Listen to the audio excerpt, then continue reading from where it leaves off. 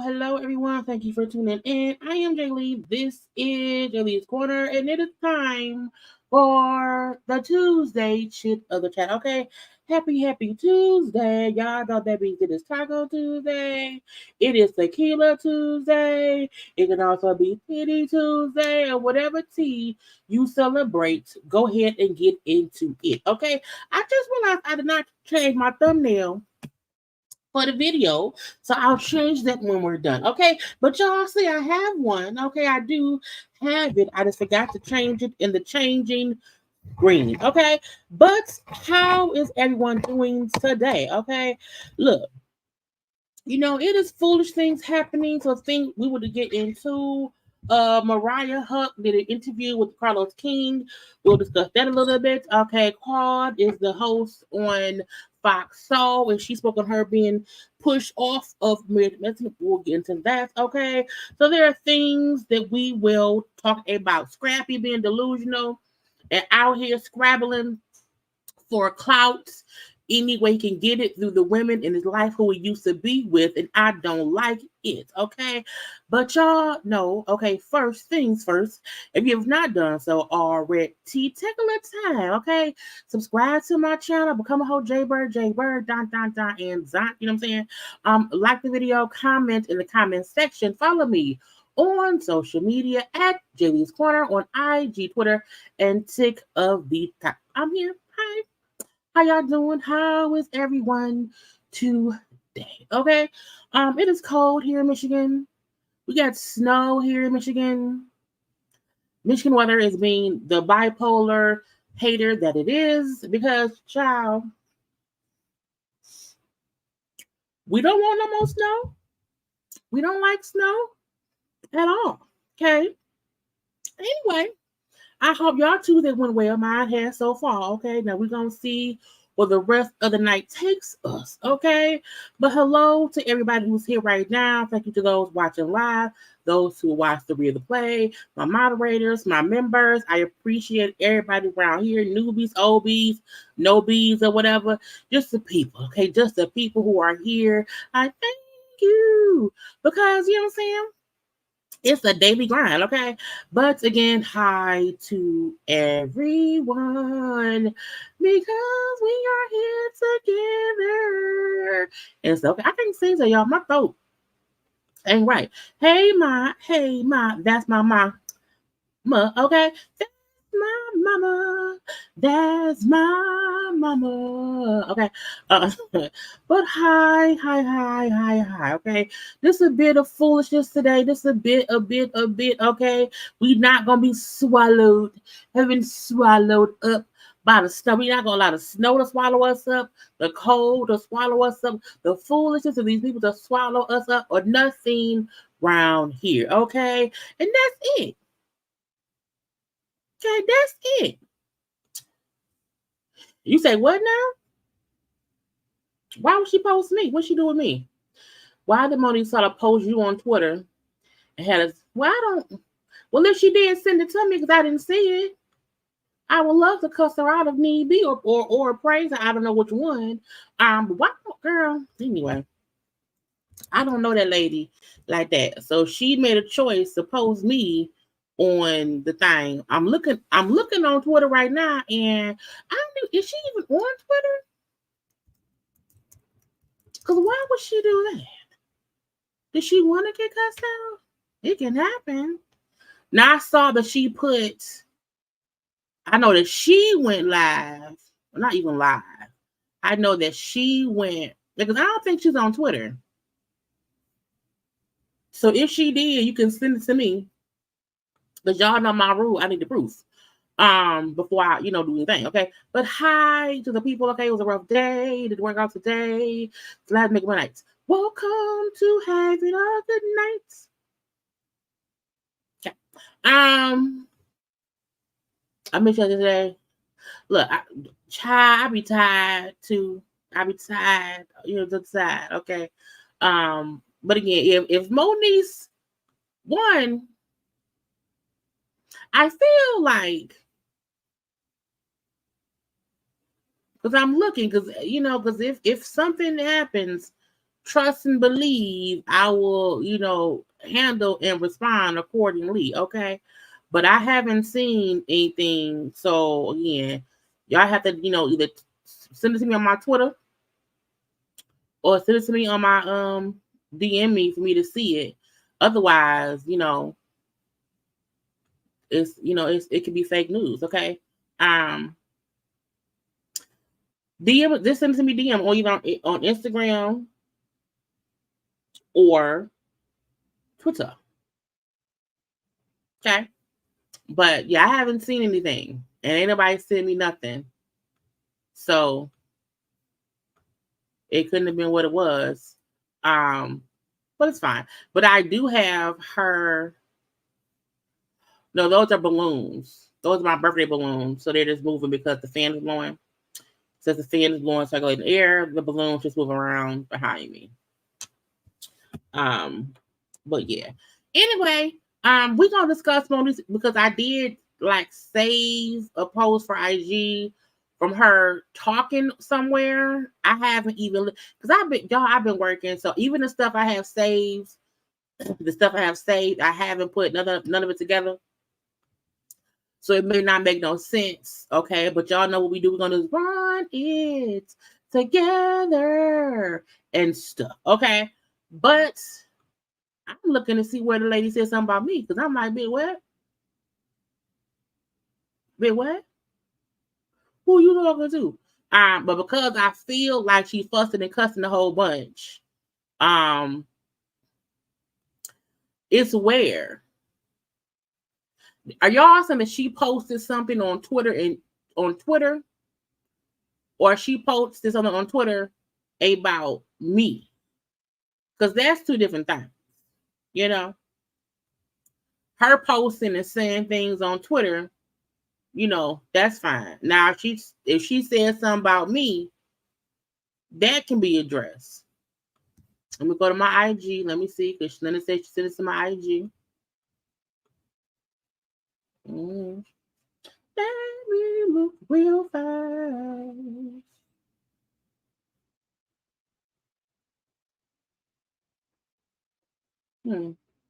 I don't have an incoming message. Here we go. So thank you, Soul Star 06. We're gonna see. This how you know we live.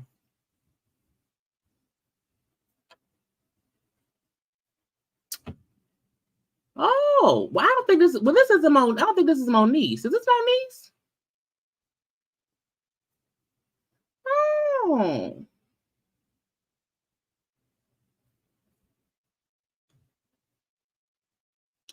I'm Pennywise. Overgrown tricolor. Let me share with y'all. Let's share the screen. Let's share the screen.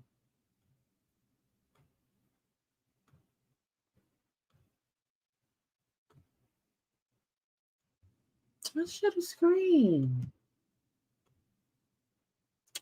Let's see. I'm a tricolor, piggly, wiggly, Teletubby ass jar of lard.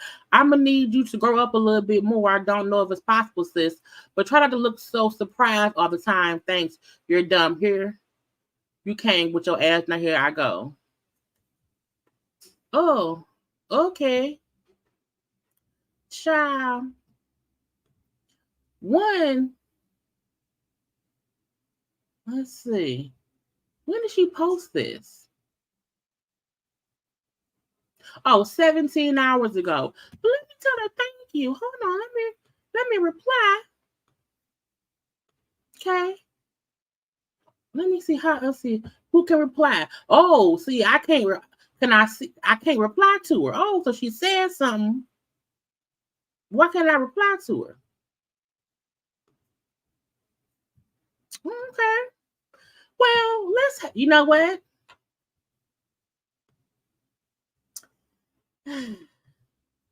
She didn't add me, so she has a page where she says things about people's, and then they can't reply. So I reply here. Moniece, you gutter. It's 12 in the scene. We had enough time here.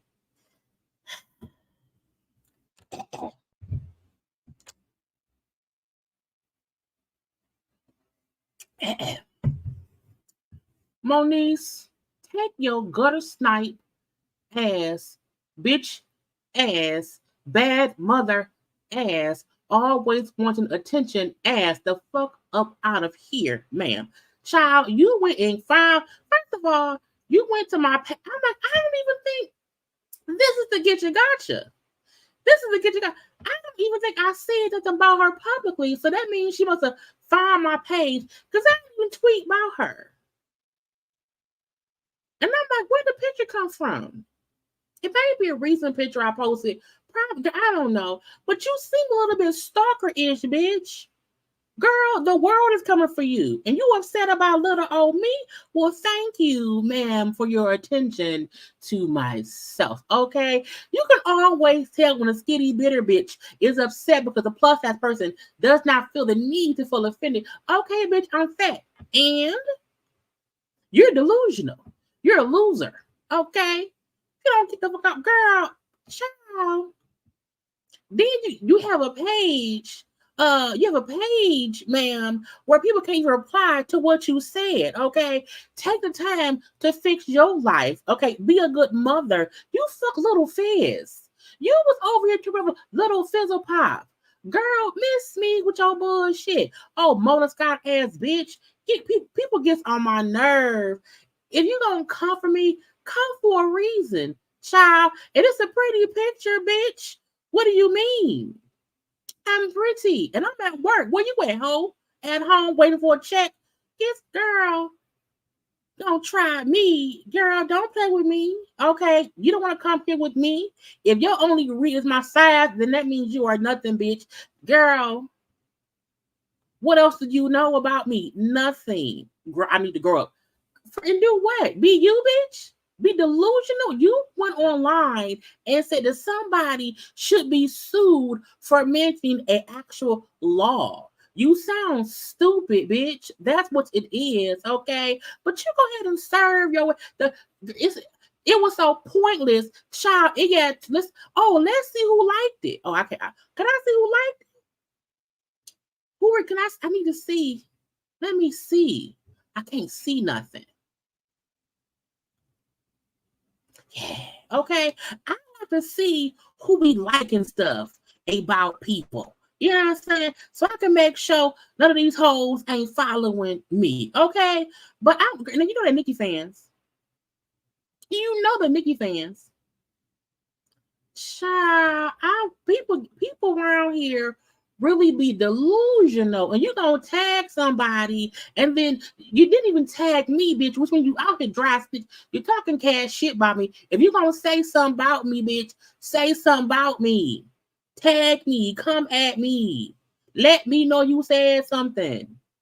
Your post ain't even getting no traction. People kill me with they be of the edge. You mad because the world read you. Let's just get into, because she was saying stuff and I had saved it and I hadn't even listened to it yet because I was busy today. Okay, I know I saved a little bitter bitch around here fussing. Let me just find it somewhere. Because she was talking cash major, yelling, cussing, and fussing. I thought I saved it. Was she a nobody person where I didn't care? I could have swore, girl, let me just go on to it. I know one of the blogs has it. Let's just go to a blog. Honey, any woman can do. Let's do I can probably just go to my little page right here and see if she fussing and cussing. Cause I mean, if you want to play, we can play all day. All day. And I could have swore I saved it, but maybe she's such a nobody. People, okay, here we go.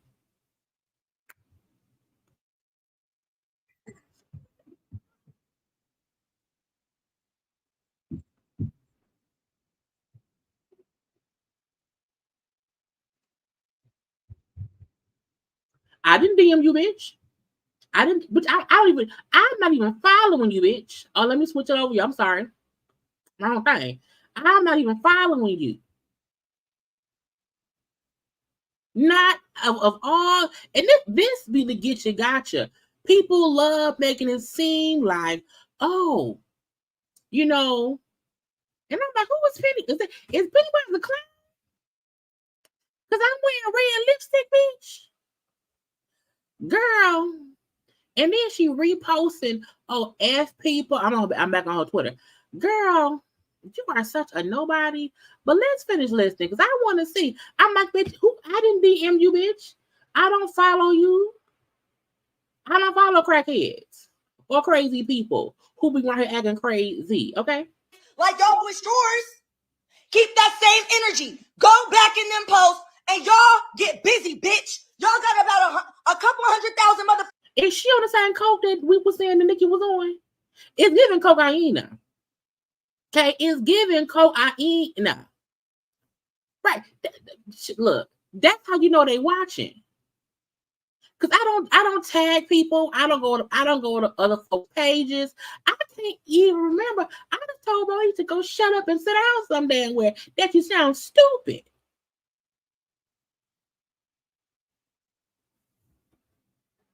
And the thing I was trying to defend you to Lil Fizzle Pop.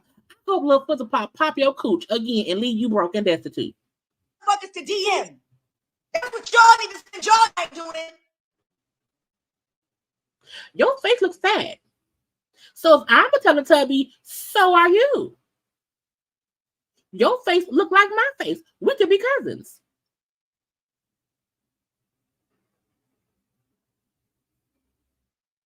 Trying to call me fat. You fat too, fat face bitch. But people, you trying to come at me, bitch, and my girl. Who are you, girl? Well, I took a 2-hour nap and woke up to mayhem. Because you made a choice to make a post. Okay, that's what you did. Okay, that's on you. Do what we do to you and ignore it. Now, while I get back to moving boxes and loading a U-Haul, bitch, y'all need to get on this here motherfucking internet and y'all need to start sliding in everybody's DMs that said the same shit I said and threaten to rape them and kill their kids too. Who said that? See that be the part that you know they stupid, because people who send those kind of things around to people are delusional. But you up here mad at people who call and said shit to you. But I ain't said shit to you. But you on your Twitter posting my picture trying to come for me, bitch. I wouldn't think about you. Ain't nobody worried about you, bitch. And you want to call me a Teletubby, and you look like one too. Our faces look similar. Ma'am. See how that works out for you. I'm fine over here. You seem a little bit stirred. You a little bit upset. See how that works out for you. I will blow you back myself. Now take that and go tell law enforcement. Oh, you want to go to jail? She want to go to jail. Because what's the point of, if anybody came at you and threatened you, you old Teletubby ass bitch, if somebody came at you, Teletubby, and threatened your fat face, why not go to the police? Why not do that? Because I'm like, bitch, I ain't saying shit. I ain't tagged you. I'd have told you to shut up, because why would you say somebody should be sued because of a bar in the line over a law? Oh, fizzle pop dick sucking bitch. Or should I go outside and get the guys? What, the U-Haul people? I don't think the U-Haul people do that kind of stuff. They're off-duty cops. Why is off-duty cops moving your clothes? Are you being evicted? I'm sure they're watching this right the fuck now. Somebody looks unhinged. The fuck ass up. Yeah, the streets told me about what you said, you stupid cunt. Who was the C word? And I got some bitches for you too. Who? Yeah. And we waiting to catch you too. Yeah, and I'm gonna give you one chance and one chance only to fucking square up and go. I don't believe in sneaking bitches. I don't believe in Child. That's how you jumping. Rick James told us a long time ago, cocaine is a hell of a drug. Now y'all know I don't bother nobody. I don't mess with nobody. I don't tag nobody. I don't body shame nobody. I don't look shame nobody. But bitch, you came for me. But you didn't tag me though. You found my picture, meaning you went to my page. You went to my page, bitch, and found a picture.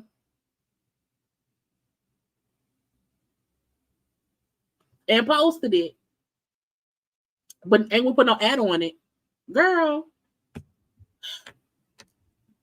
People be getting syphilis and be going crazy, you know what I'm saying, when it's untreated. And so, I don't know what's wrong with that lady. I don't. What I do know is, child, go move your boxes. Go be a mother to your child. Go defend Nicki Minaj because that's your boo. I don't know what you're doing. But what you won't do, what you won't ever do, bitch, is girl, bye. Round here being stupid. Round here being dumb. And this is my thing. If you pissed because crazy people came in your DM section and said crazy things, go to the police. Why are you having fun? What we going on in there? You didn't put your phone on. Okay. I'm gonna let it play out. I don't give a fuck because she cussing too much. And I don't want to get flagged. You around here looking delusional and crazy because strangers came at you, and your solution was to come to said strangers and complain and cuss and fuss with your fat face. Because you called me Teletubby and Piggly Wiggly, and you look Piggly and Wiggly right now, bitch. And I hope people know calling fat people fat is not a read. It really isn't. It's like calling water wet. You imagine me saying, that cold ass ice, bitch, is ice. It's supposed to be cold.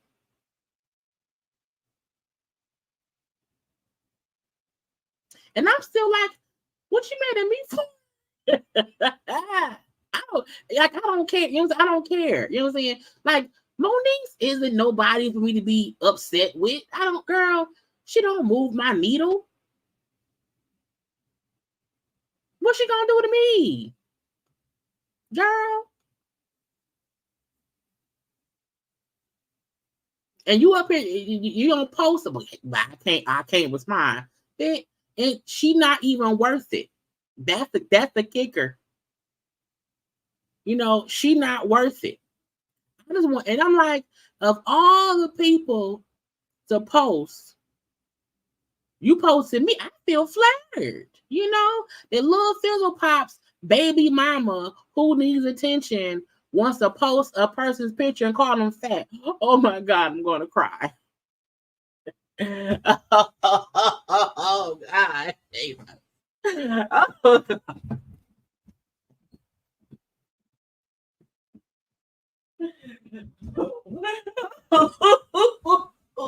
Oh.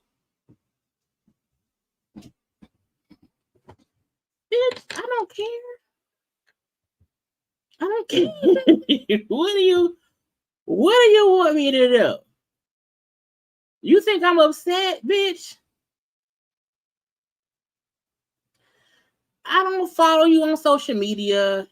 I don't like you. I don't dislike you. I don't like you now. Girl. Oh, okay.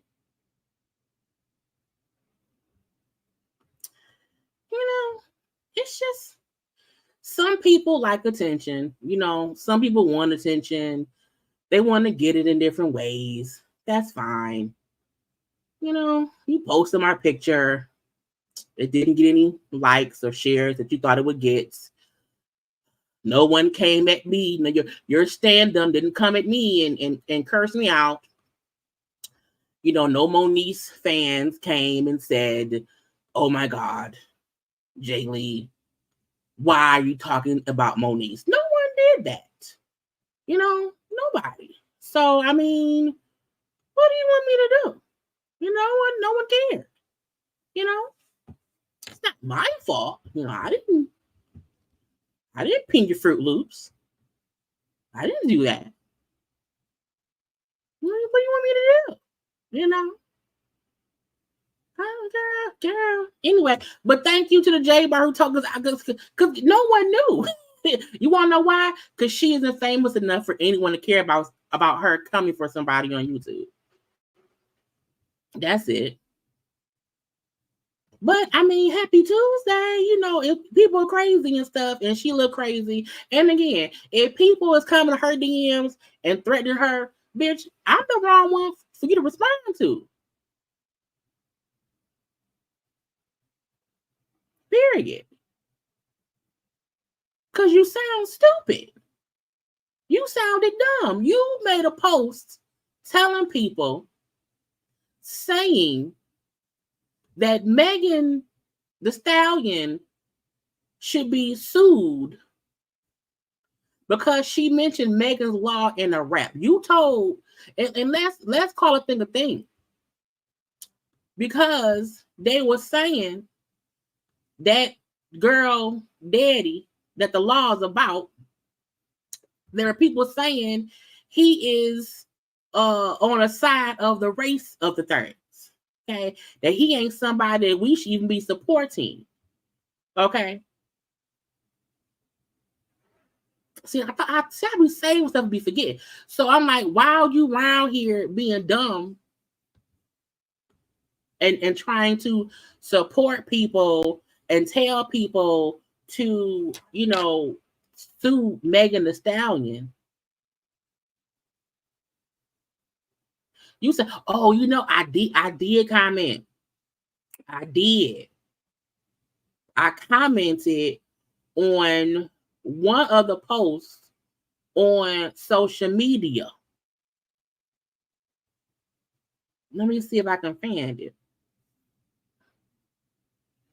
I commented here. So maybe, I don't know.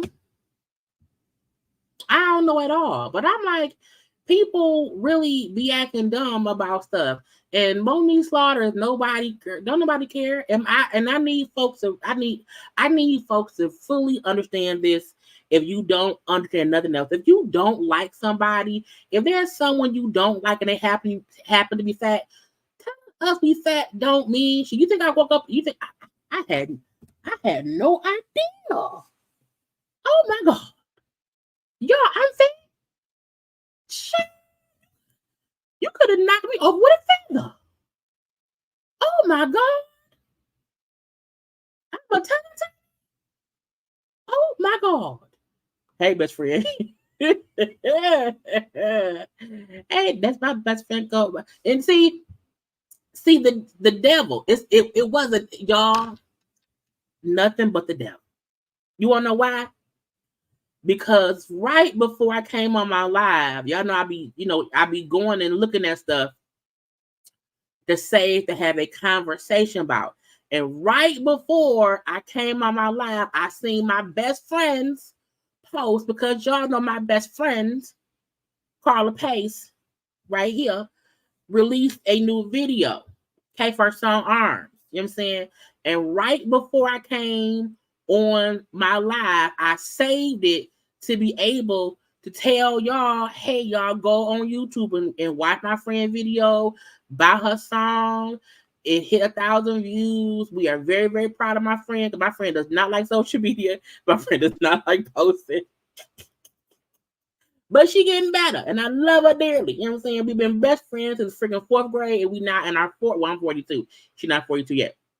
And saying, and the first thing I was gonna do was I was gonna show her post to say congratulations. You know, we always congratulate other people. I wanted to congratulate my friend, my best friend, for her hitting 1,000 views on her YouTube channel for the song that she wrote and produced and did her own video shoot out of her own pocket, out of her own creation. So it wasn't nothing but the devil, okay, that said, nope, let me have Jaylee go off on Moniece, you know, and to distract her. And let me have, no, sorry, Bob. Okay, we not gonna do it. We not gonna allow the mean-spirited of Nicki Minaj and her stands and her supporters to change the narrative around here. Cause y'all, you see, she just posted. She posted an hour ago. It's 9:52. So we've been on live for less than an hour. That was the first. That was the last thing I saw before popping on here, and I was like, I'm going to big up my friend. And the devil tried to make me go down a rabbit hole. I went down a little bit, but God pulled me. But God pulled me back up, okay? And that's what it is. So y'all go to my best friend page, Queen Karla, on YouTube. Download her song, her website, www.karlapace.com. That's Karla with a K. We not gonna let delusional people like Moniece, you know, change the narrative of what I planned to do when I got on my life. Now I came around here and cussed out, because that's what I do sometimes. I cuss people out and I let it be. Okay, that's what happens sometimes. But I also want to speak for, you know, people like being mean-spirited. People like unhappy people, like making other people unhappy. Moniece is an unhappy person. She is. She really, really, really, really, really, really is. Because, child, who get out my face. But again, if y'all don't know, now you do. Telling a person, male or female, that they shooting a fat joke, you have to do something different. Okay, tell me I can't read. Tell me I'm illiterate. Tell me I have bad. I don't. But that's me. She don't. If the most thing someone can say about you is you fat or you skinny, you light skin, you got a pimp or whatever it may be. If that's that get you, let it be. Ain't nobody got time for that, girl. Child, let's hope my video don't. Let's hope my video don't get flagged. Child, because I was cussing and fussing up front. I didn't mean to. I wasn't trying to. And I'm not knocking the JayBird who took, because I'm like, she said, what about me? I'm not knocking the person who told me that Monique said something, because I appreciate when, y'all let me know that somebody out here trying to play with me, because I don't play by me. I don't play by me at all. So on the rewatch, I may cut that part out. I don't know. I'm not sure. Okay, I'm gonna hope that, because I did a lot of cussing and fussing up in the first, 10 minutes or so, that YouTube don't flag my video. And make me not get paid from it, because this is a job. Oh boy, this is a job, okay? And come hook or crook, I need my money, because I don't want to get evicted like Moniece, okay?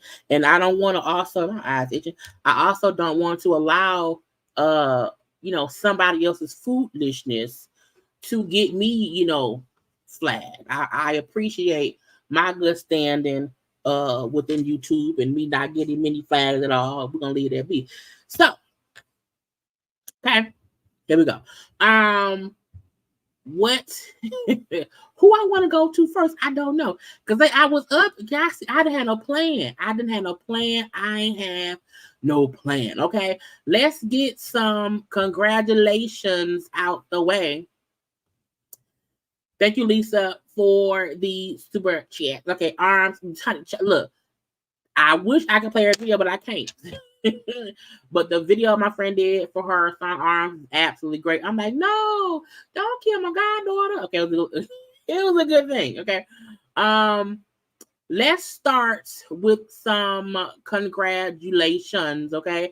I saved all kinds of stuff over some time. So Nia Long has now been booked to be in the new Michael Jackson biopic. Now, I don't understand why we getting another one.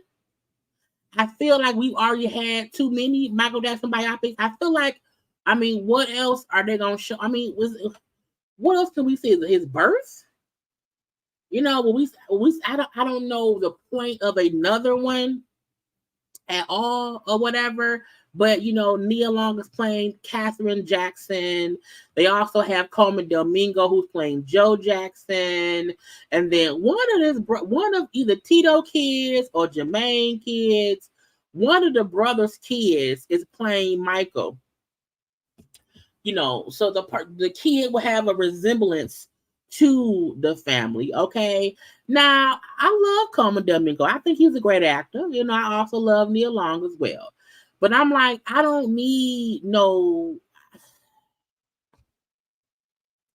every biopic that comes out about Michael. A part of me feel like it'd be like 45% truth, and then 45% let's hide things that we kind of knew but didn't want nobody to know. And saying, and then the rest of it be like completely made up stuff.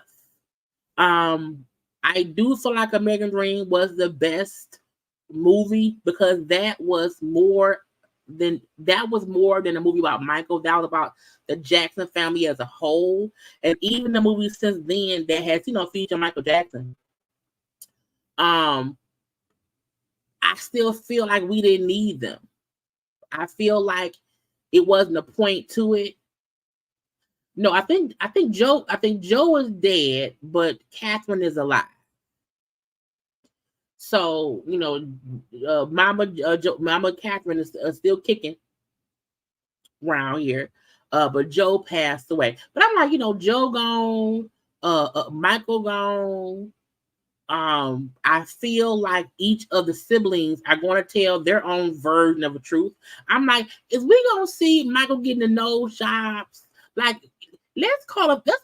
Are we gonna see somebody have a conversation about Michael Jackson's looks completely changing? Like, if you're gonna do another biopic, can it really be realistic? Okay, because we're not gonna keep acting like Michael wasn't born as a brown skinned black man, and then once he became an adult, he was a white woman. No tea, no shade, no disrespect.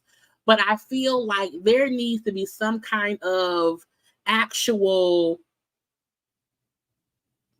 conversation in the movie, like, Mama, Mama, yes, Michael. You think I look different? Yes, son, you do. You do, son. You do. Now, we all may have went to the same plastic surgeon and got our noses done. Okay, we all may have done that. But, son, other than the nose jobs of us going to the same doctors, yes, son, you do look different. I love you no less. I love you no less. If Michael really had vitiligo to where as he got older, his skin pigmentation changed, cool. But a part of me feel like there's never been a conversation showing him at the doctor office and being told this is what's going to happen. And usually when people pigmentation changes, you see like splotches over time that change. And with Michael, he was just one day he was black and the next day he was not. But we will wait and see what happens in the movie. Okay. Again, I say stuff a couple times. We're gonna see. Now, let's get to Gayle King. Gayle King was around here talking about when she was dating back in the day. And back in the day, okay, she was dating a man for about 2 months. And said man was having some child support issues and said, "Can I borrow some money? I need to borrow about $4,000. Yeah, Gail, can I borrow about $4,000? I got some child support issues." Now she said he paid her back, but after that thing did not feel the same. I said, "Bitch, what? What? Who asked to borrow child support money after 2 months?"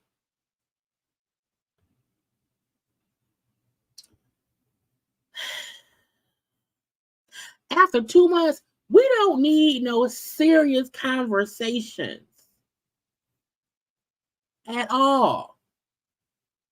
Not now, not ever. Child, I can tell this video flag. Oh, no, it's not. I see an ad. Woo, Jesus. I got bills to pay, y'all. Now, I also want to say, had to go back to child. Look, y'all, when you watching the live, sometimes that's a good thing because sometimes I'm gonna start deleting stuff out the live or whatever. If stuff get flagged, I'm gonna take it down and put it back up without it. But I just had to fuss at Monique a little bit, okay?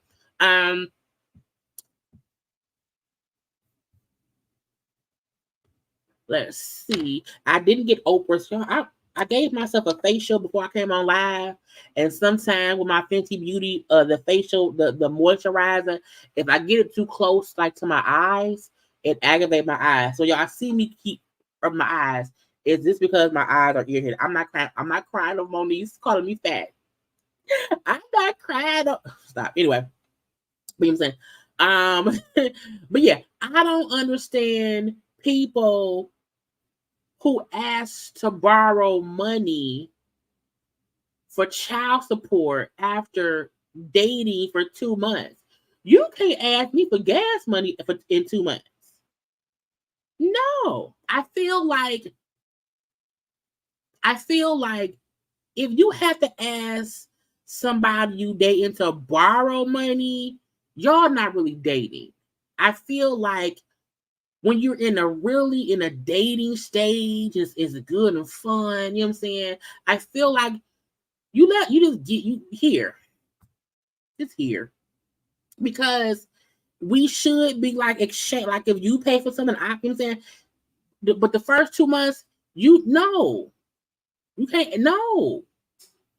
Now I'll say if you've been exclusively dating for 6 months, maybe if you get paid in 5 days and your car broke down, you had to spend all your money to fix your car, but you also need to buy your mama a birthday gift. I'll help you buy your mama a birthday gift because I saw you spent all your money on your car and you just wait to get paid and we together. You know what I'm saying? It's been about at least 6 months. I know where to catch up at in your house. You know where the toothpaste at in my house. You know what I'm saying? that's okay. But 2 months, that's still a figment of my imagination. And to ask, hey, you think you can lend me like $4,000? And when Oprah saying she would have felt better had he said, "Can you borrow 40,000?" I feel like the reason I get what Oprah meant $4,000 in the scheme of things when you're dating Gayle King. That's like petty money. That means that means like right now you struggling financially. If you owe somebody 40,000, at least that means you have like a lot of money owed. But I think it was such a little amount. It's like you couldn't get $4,000 from somewhere else. You can get a loan. She said I was so crushed because he was somebody who was making 6 figures. He was successful or whatever, and I was like, what's it for? And he said, yes, it's for child support, you know what I'm saying, a child support issue. And to pay a payment on some furniture. So which one is it for? Like you owe rent a center? You owe rent a center and you owe FOA? I'm sorry, FOC, front of the court.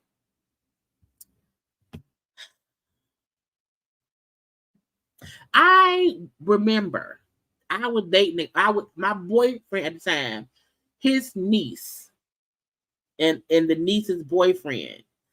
Like they were very bad with money. And the weirdest thing that I thought happened was this was when me and him, we did not have a car at the time. This was years ago. His niece leased a car. Her and the boyfriend leased a car, but they never had money for gas.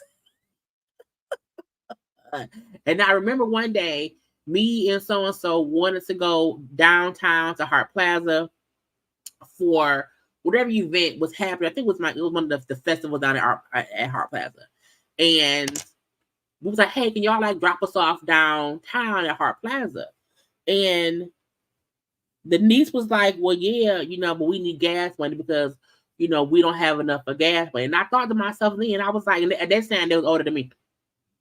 And I thought to myself, I was like, who leases a car and you don't have enough money to put, the car would just sit because they only had enough money to pay the car notes, and they had like fake car insurance on the car.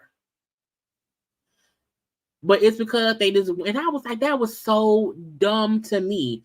So like, it's like, if you around here having to ask Gayle to borrow $4,000 to pay some child support payments and also make a payment on some furniture, that means you have things that you can't afford. The same way my ex-niece leased a car that she couldn't afford to drive. Now, the car ended up getting repoed like 6 months later. You know what I'm saying? But I was like, it's just, and I always also say, you should not. Now, she said the man paid her back, okay? But I'm also a firm believer in you can't lend out what you can't afford to possibly not get back. That's why I don't like borrowing money. I'm not a borrow money person. If I borrow money, I haven't borrowed money in years. I think not in my 40s at all. Maybe in my early 30s, I was like, Mama, can I borrow like $200 until next week? Okay, daughter. And that's it. But like, I'm not a money borrower, okay? And my friends don't borrow money from me either at all. Like my god kids will call and say, God, Mama, can I get, okay, sure, you go. You know what I'm saying? But I feel like adults who are making 6 figures, who have children and have rental furniture payments to make, you shouldn't be dating. I just feel like you should be. Especially not dating somebody and asking to borrow money within 2 months. because dating for 2 months, we don't even go together. You're not my boyfriend in 2 months. Have I even seen your penis yet? Child. But some men just don't be caring at all. And they just be around here doing whatever. What I want to get to, I say some of the stuff that I don't know what to do. Oh, congrats to Keke Palmer. Keke Palmer was on the first print cover of Teen Vogue. Now we know she's not a teenager, but she's a teenage star in my eyes. Okay, she's in her 20s now. You understand? But what I love is her team for her Key TV network. They're on the cover with her. You know what? Bring them with you. Bring them with you.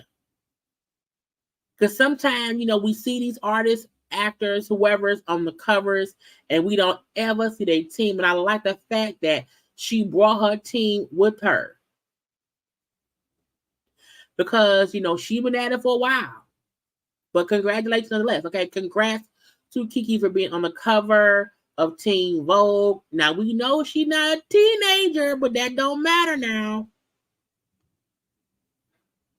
It doesn't matter at the all. Okay, now she looks gorgeous. That's the get you gotcha. Okay, that she looks gorgeous. Okay, I feel like Keke Palmer is somebody who we need to always give their flowers to. I feel like she's child actor to who she is now, and a lot of people don't understand.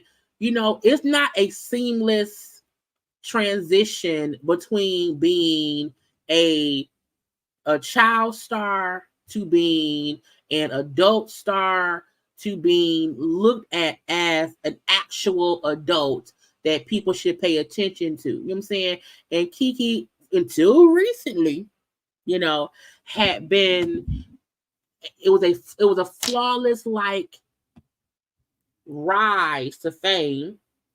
Y'all, this is a Savage Fenty hoodie, and I keep holding. I feel so weird. I keep playing with these are long, so they keep hitting the table. So if you see me doing this, it's because the strings are just weird to me. Anyway, but Keke had a seamlessly, great rise to who she is today. She's still putting in the work. She's a mother, an artist, meaning she is an entertainer, an actress, a producer, all these things.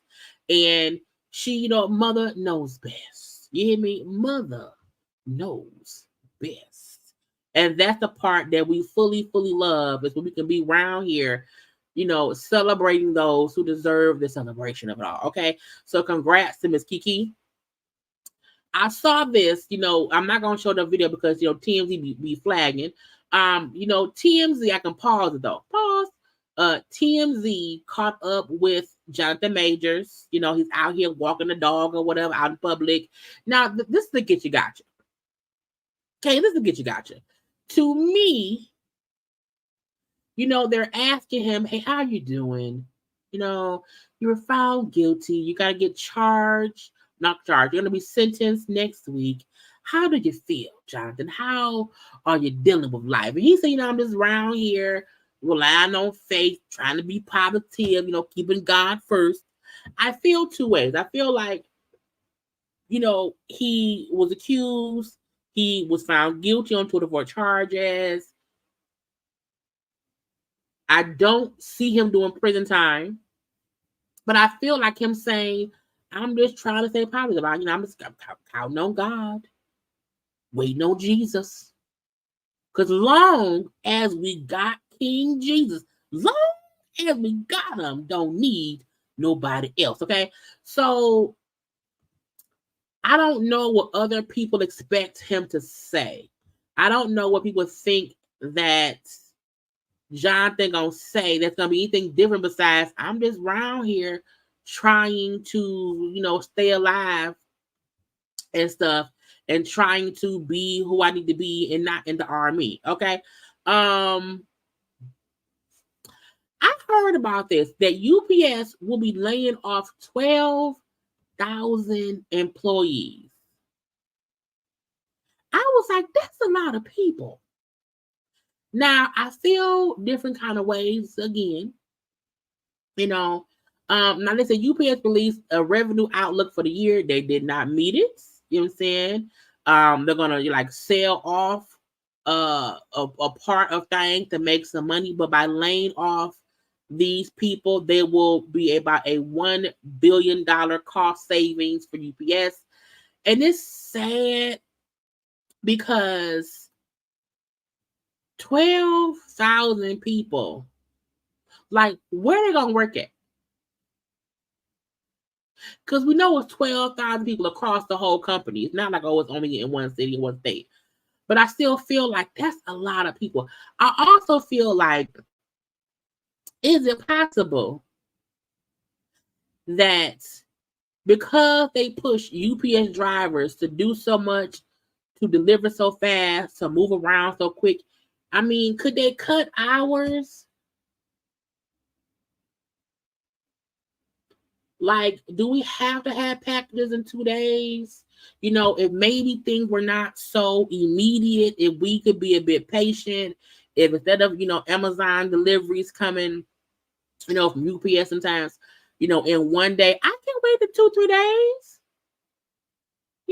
I can wait a couple days. But I'm like, you also don't want people's pay cut, because I think right now costs of things are rising. People's pay, wages, and earnings are not necessarily changing with the cost of things. You know what I'm saying? I just was talking to my mom. Was it my mom? I think my mom. I think my mom about the fact that tissue costs $30. I'm like, when you have to get toilet tissue, and I got an 18 roll of Charmin. Of Cottonelle. It was like $28. And I'm like, I remember when you can get a 12-pack of tissue, Scott or Angel Soft or Cottonelle or Charmin for like $7. You know what I'm saying? You can get the cheap tissue for about $4. A little 12-pack.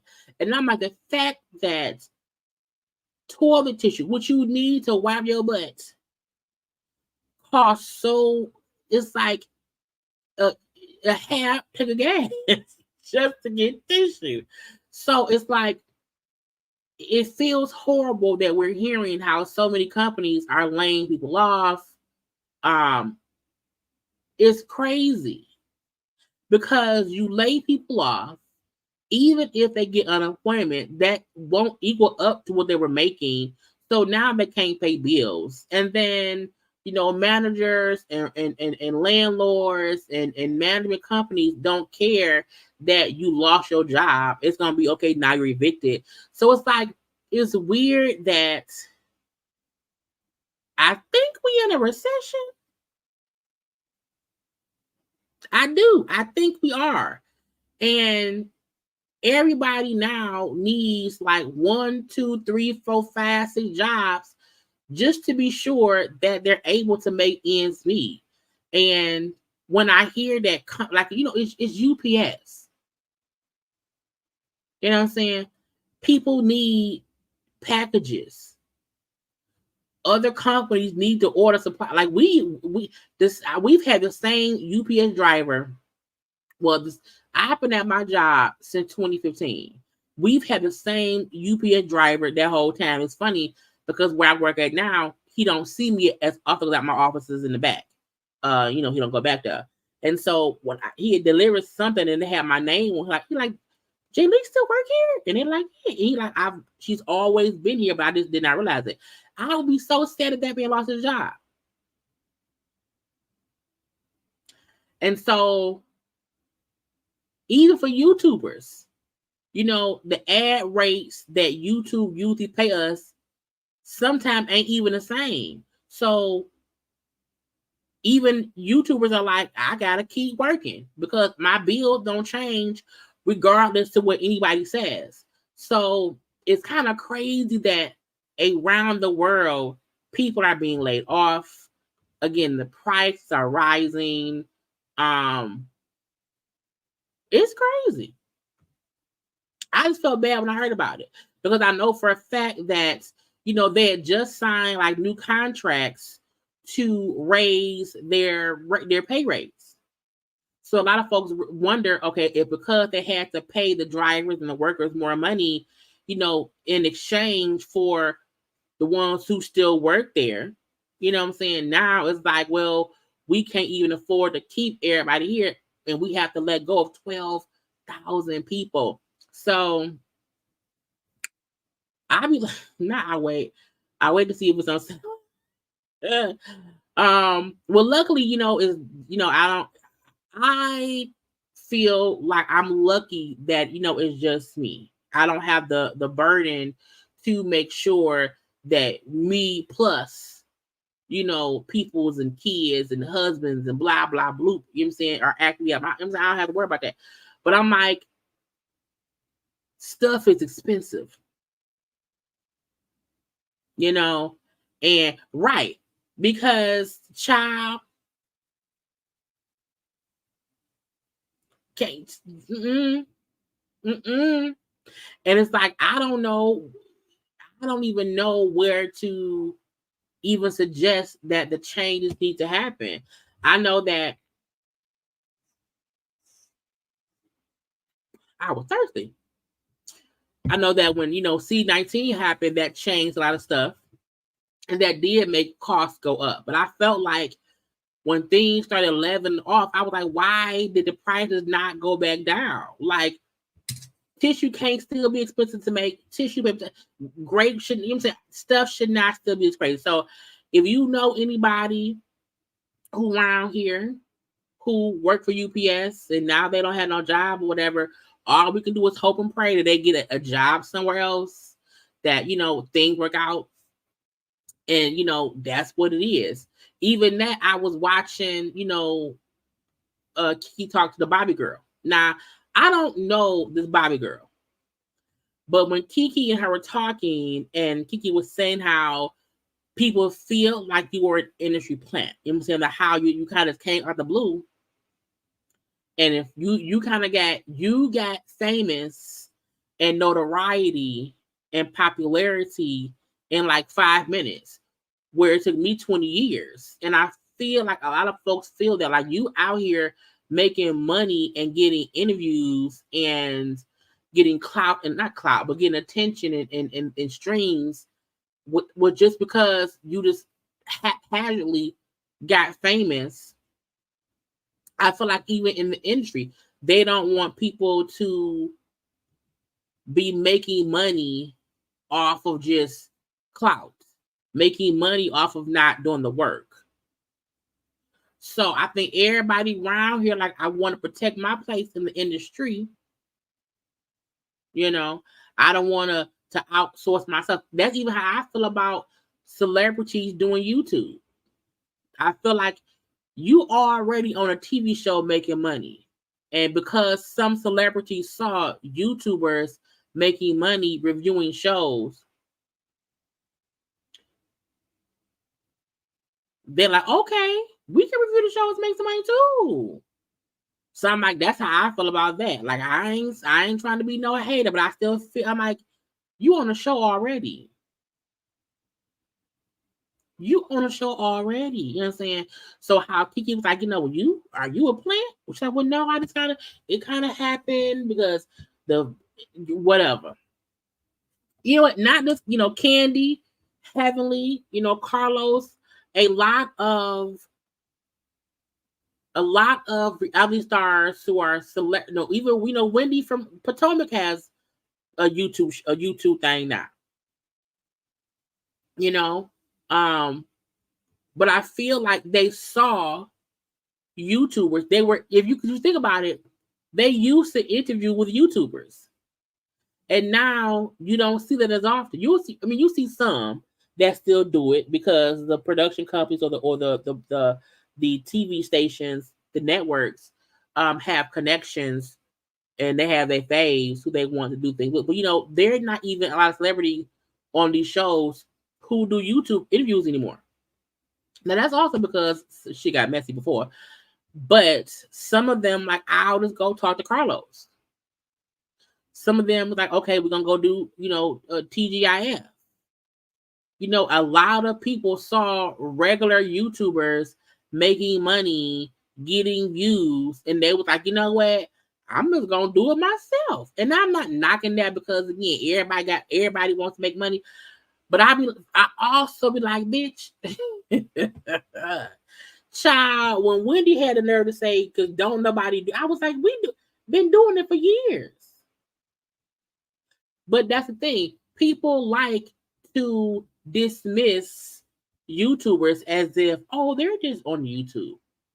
They're not really doing anything. Like, and it's easy to feel like because you already have a built-in audience, because you're already on a nationally syndicated show on a popular network, it's easy to feel like, well, I don't even have to try to promote myself because I'm going to promote myself on the show. I'll just say on the show, I have a channel. I'm on YouTube. You know what I'm saying? So YouTubers do get a lot of hate. And I just be like, I'm going to punch y'all in the face. Let's see. What, first of all, y'all take a little second. We're in an hour already. Take a little seconds and like the video. Okay, please.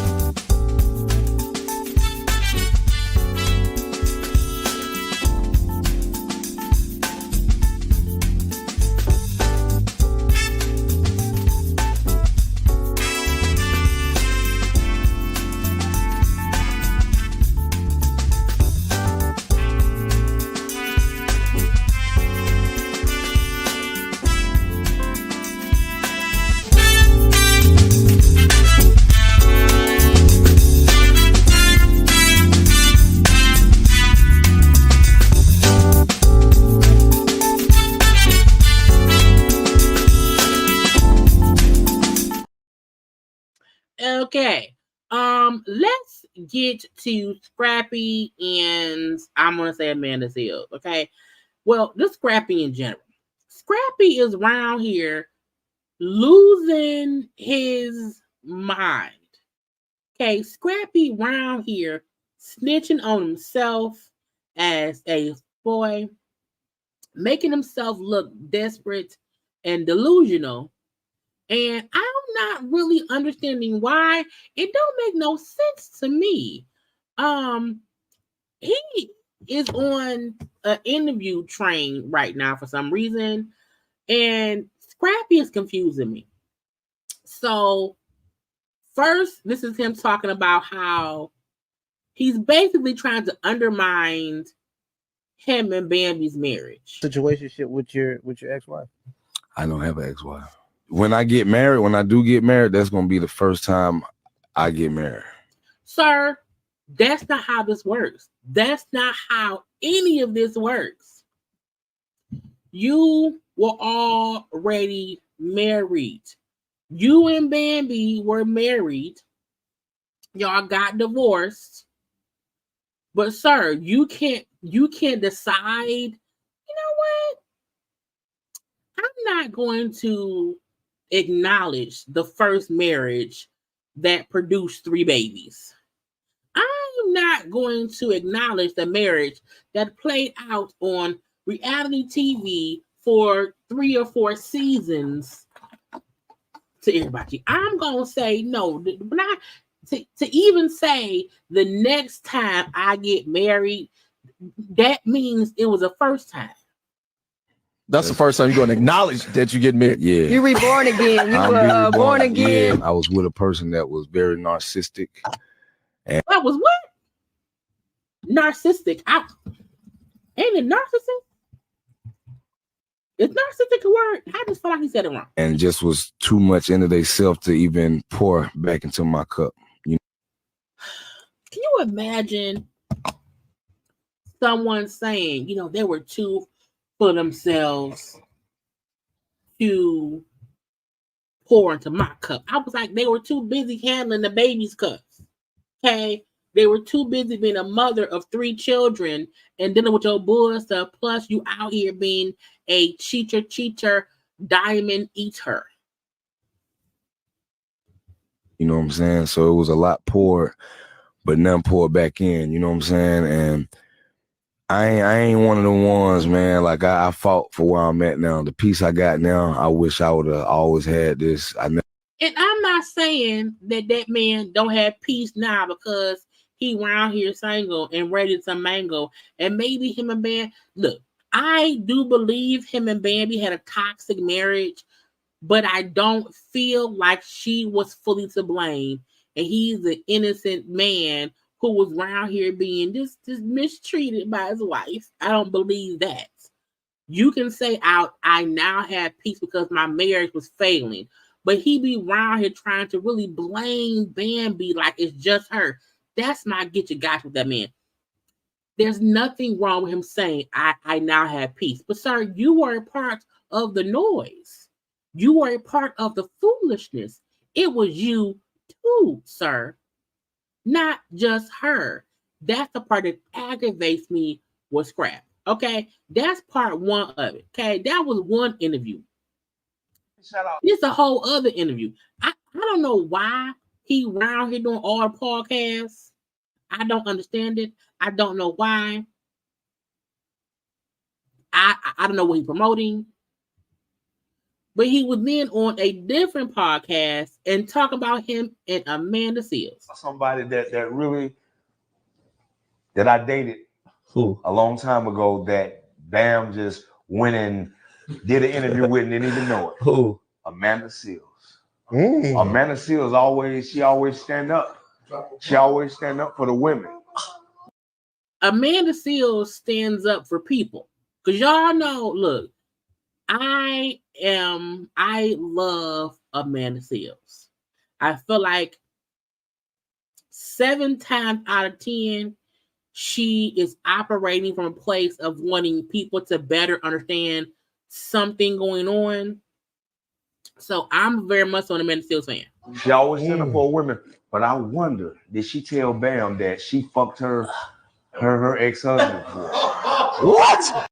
The fact that this man went on a podcast, because y'all know Bambi did an interview with Amanda Seales on her Patreon. But Amanda had interviewed with other people, it's not like she's out the blue there, Bambi. Bambi did an interview with Amanda. But that happened a couple months ago. That ain't even nothing recent. I want to say that happened last year because it did. It was last year, probably around maybe October, something like that or whatever. For Scrap to then go on the podcast and then say, "Hey, did Amanda tell Bambi that she fucked her ex-husband?" Why does it? What? And the fact that even the guys is like, wait, they sound, nigga, what? Because what was your point of trying to air out Amanda Seales? Now, first of all, I'm like, if you're saying this happened before you got with Bambi, that means this has to be years ago, probably before Erica. A part of me feel like Amanda had to have messed with Scrappy before Love and Hip Hop. Because if you know Amanda, if you follow Amanda, she don't like fuckboys. So we saw how Scrappy was on Love and Hip Hop. So part of me feel like they had to have messed around before he was on Love and Hip Hop. And y'all know Amanda Seals worked at, she's worked within MTV, VH1, and the music industry. You know what I'm saying? She's deep into the music scene or whatever. And that's why I said it has to have been before, because before Scrap got on to Love and Hip Hop, we didn't know how much of an F-boy he was at all. But what I've always seen Amanda do is she talks about how when she got with somebody and how once she found out how it was, she like, nope. So him, what? I love this nigga Scrappy. Sometimes you got because she let a lot of stuff out. She support the women. Whoa. Amanda support the women. I support Amanda. No, I ain't gonna lie to you. No, I got you. Calm this shit down. I support Amanda because How? You said that trying to be a hater, but hold up, there's more. Bambi posted a picture of Amanda after that came out. Okay. Whole heart face, meaning, sir, you not finna have me be upset with Amanda, even if she banged you and never told me, because as you said, it was way before me.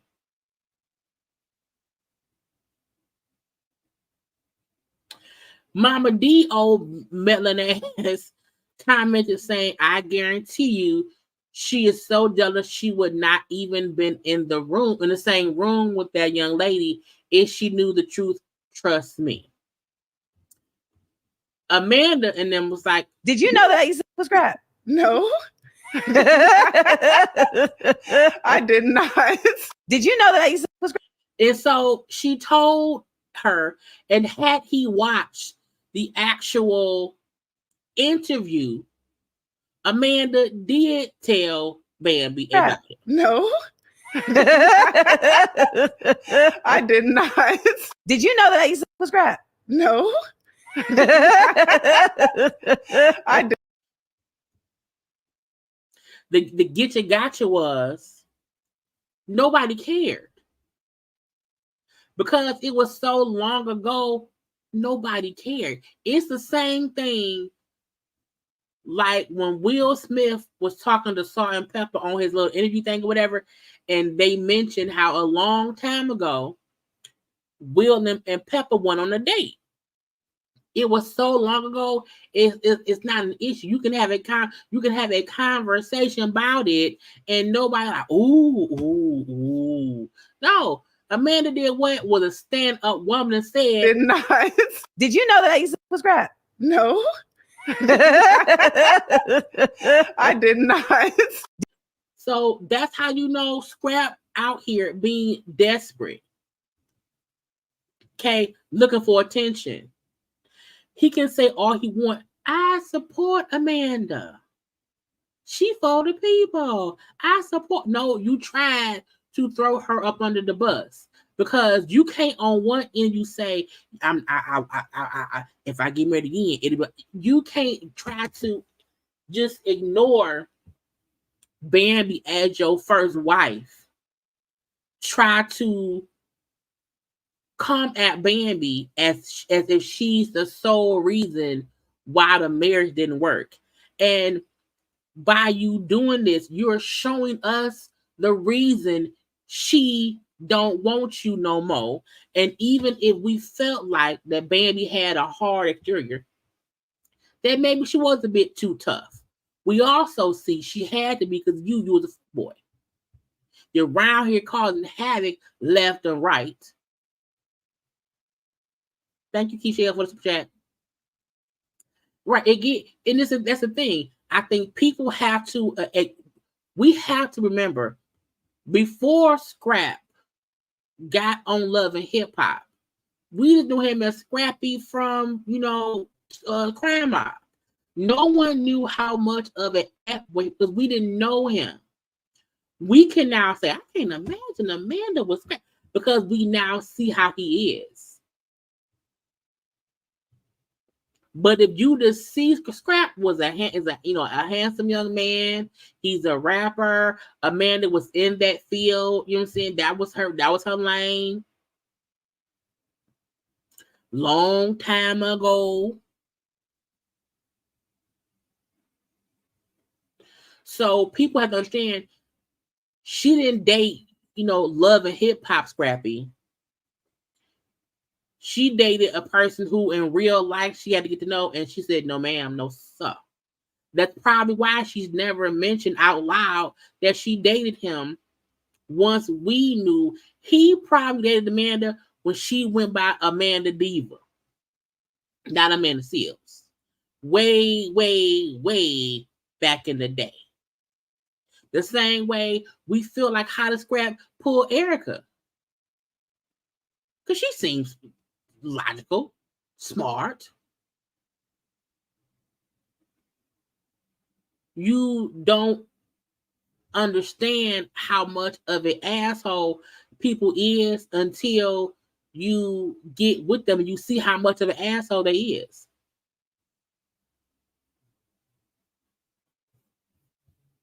I'm gonna watch because I watched the interview she did with Bambi, but I can't remember what they said because I was like, oh, that's whatever.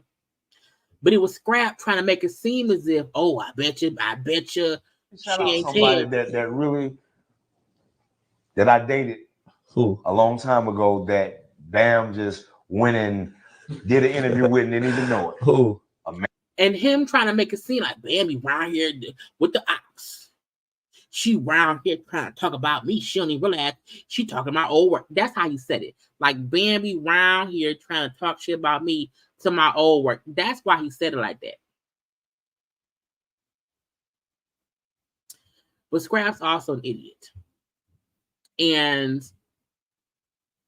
a part of me hopes that Amanda will read him for filth for attempting to basically, y'all know, like Selena Johnson told Nicki Gilbert, there is a special place in hell for people like you who try to cause, discourse between women.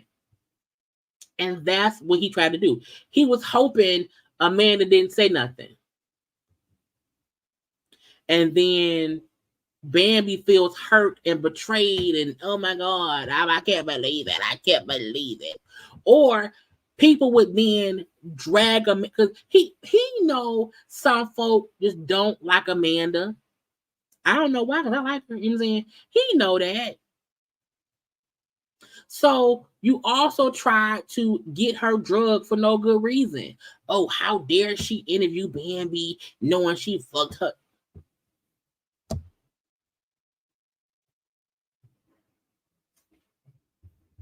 Scrap is an agent of chaos. He's a new agent of chaos.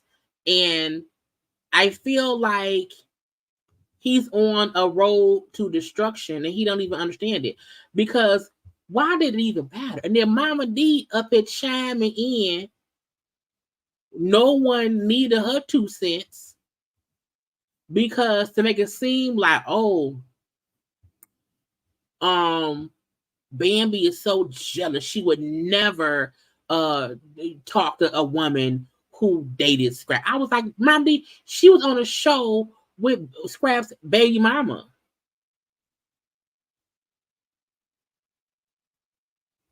As we see, Scrap been messing around with folk all.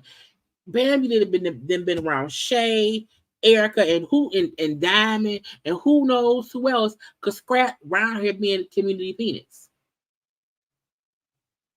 And he tried to have them fussing. He tried it. I'm like, sir, have you not seen Amanda Seals go off on folk for less?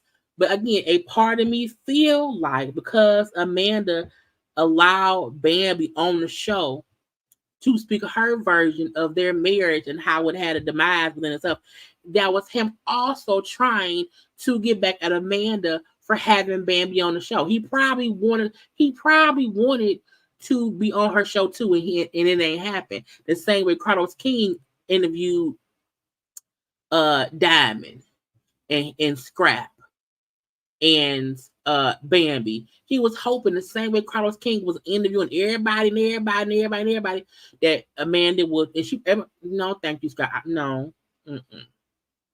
So part of me feel like he was trying to slyly get back at Amanda because he's upset with anybody who allows Bambi to discuss him, but won't let him discuss Bambi.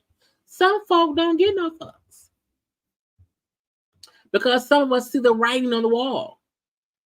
Now, on top of that, Roger that, okay, he round here still hanging out with who? The first baby mama. Yeah.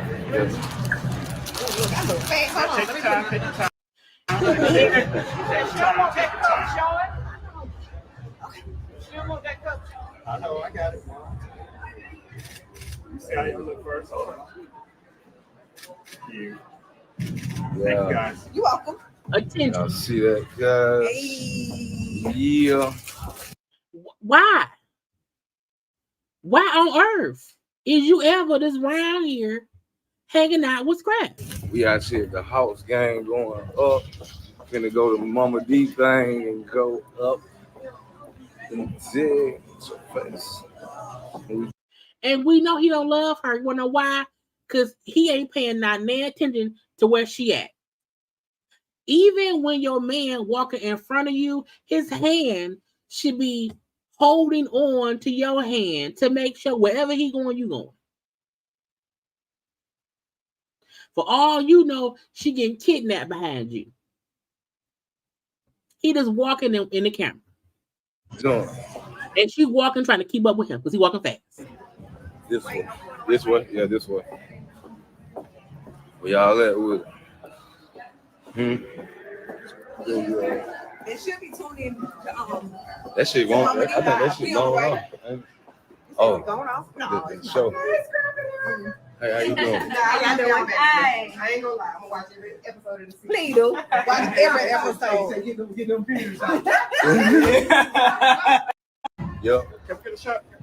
Yeah. That's the fool. That's the fool. Because E-Money is 18 and in college. So neither they can no longer say, oh, it's for the children, it's for the kids. We have a child. No, you have an adult together.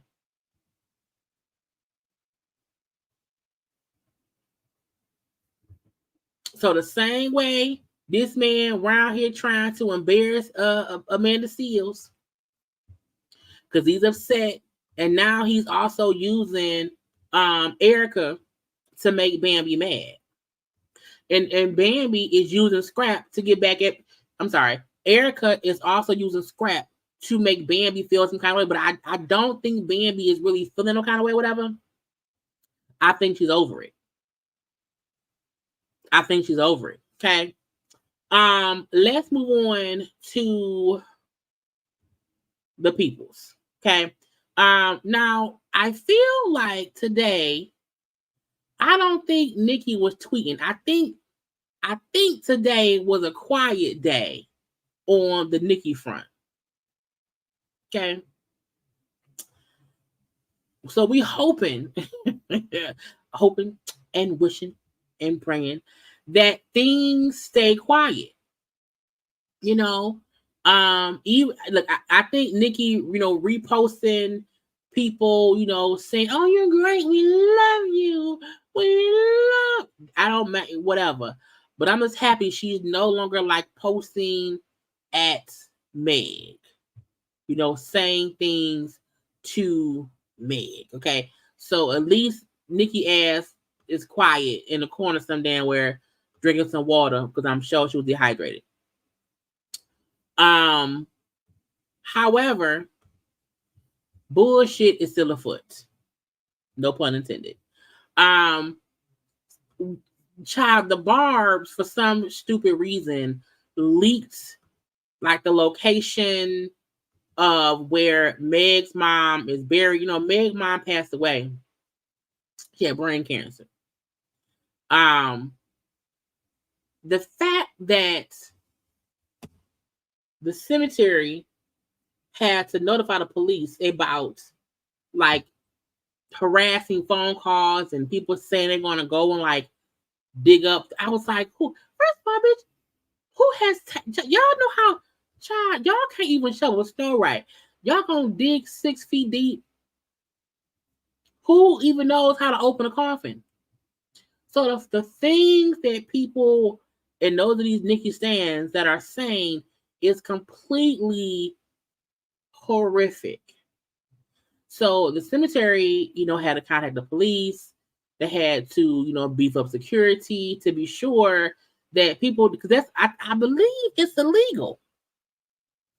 If I'm not mistaken, I believe grave tampering, grave robbing, I believe all of that stuff has some kind of legal penalty. You know, that is just, it don't make no sense that it even has to be done. It's stupid. The fact that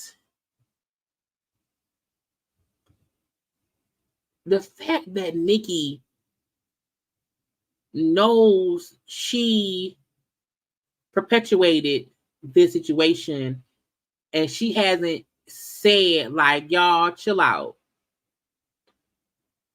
proves to me that Nicki's also delusional. To where she thinks things are fun and games, and I was like, it's not. And you can compare someone saying you're mad at Megan's Law because your husband's on the registry, that means someone is speaking on your family, so you can then speak on her dead mama. And I was like, but that shows how delusional that Nicki is. Because when you have the power to stop something, you stop it. When you have the attention of the people who support you and you know they're doing things because they think that you want them to do it and they think you think it's cool and you do nothing, that means you are a part of the problem. Now, while she never said go and do this, she know what people were saying. She know what people are doing. It's bad enough that she does not just say, hey, y'all, chill out. It shows that she's delusional. Because you are going to end up getting your fans in trouble. Because they think they're following some delusional code of ethics in support of you, and it's stupid. So it's weird that people even think, hey, let me post where Meg's mom is buried, because Nicki Minaj keep, because let's call a thing a thing. The only reason Meg's dead mom is a topic is because Nicki keeps mentioning her mama in the thing.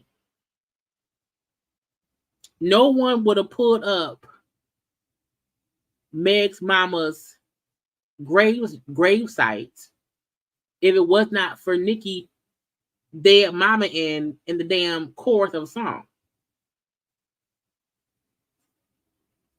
So again, people like being delusional, and with great power comes responsibility. And if you can't handle it, then don't be the person who has all the power. Heavy is the head that wears the crown. Period. And you have to know when to say, hey, if y'all doing that on my behalf, don't. It's that simple. Don't. It's that simple. It is. And it's not all fun and games, truthfully. So it's like, just if you can get, if it's look, Twitter things and saying things, whatever. Once you get the post, when they be doxing people and putting people's personal information out, that's dumb. You didn't have Nas fans and Jay-Z fans posting the fans' addresses back when they was beefing. You didn't have Biggie and Tupac fans around when they died. That's different. You know what I'm saying? My point is, there comes a time where you have to accept, you have control of what people think and what they do. You have a bit of influence. And just as a normal human being, if you see, dang, I didn't tell them to do that, but I see what's going on. I see what's going on. Let me just say, stop. Let me just say, hey, say what y'all want on social media, but y'all should not be posting people's information. But she's done it.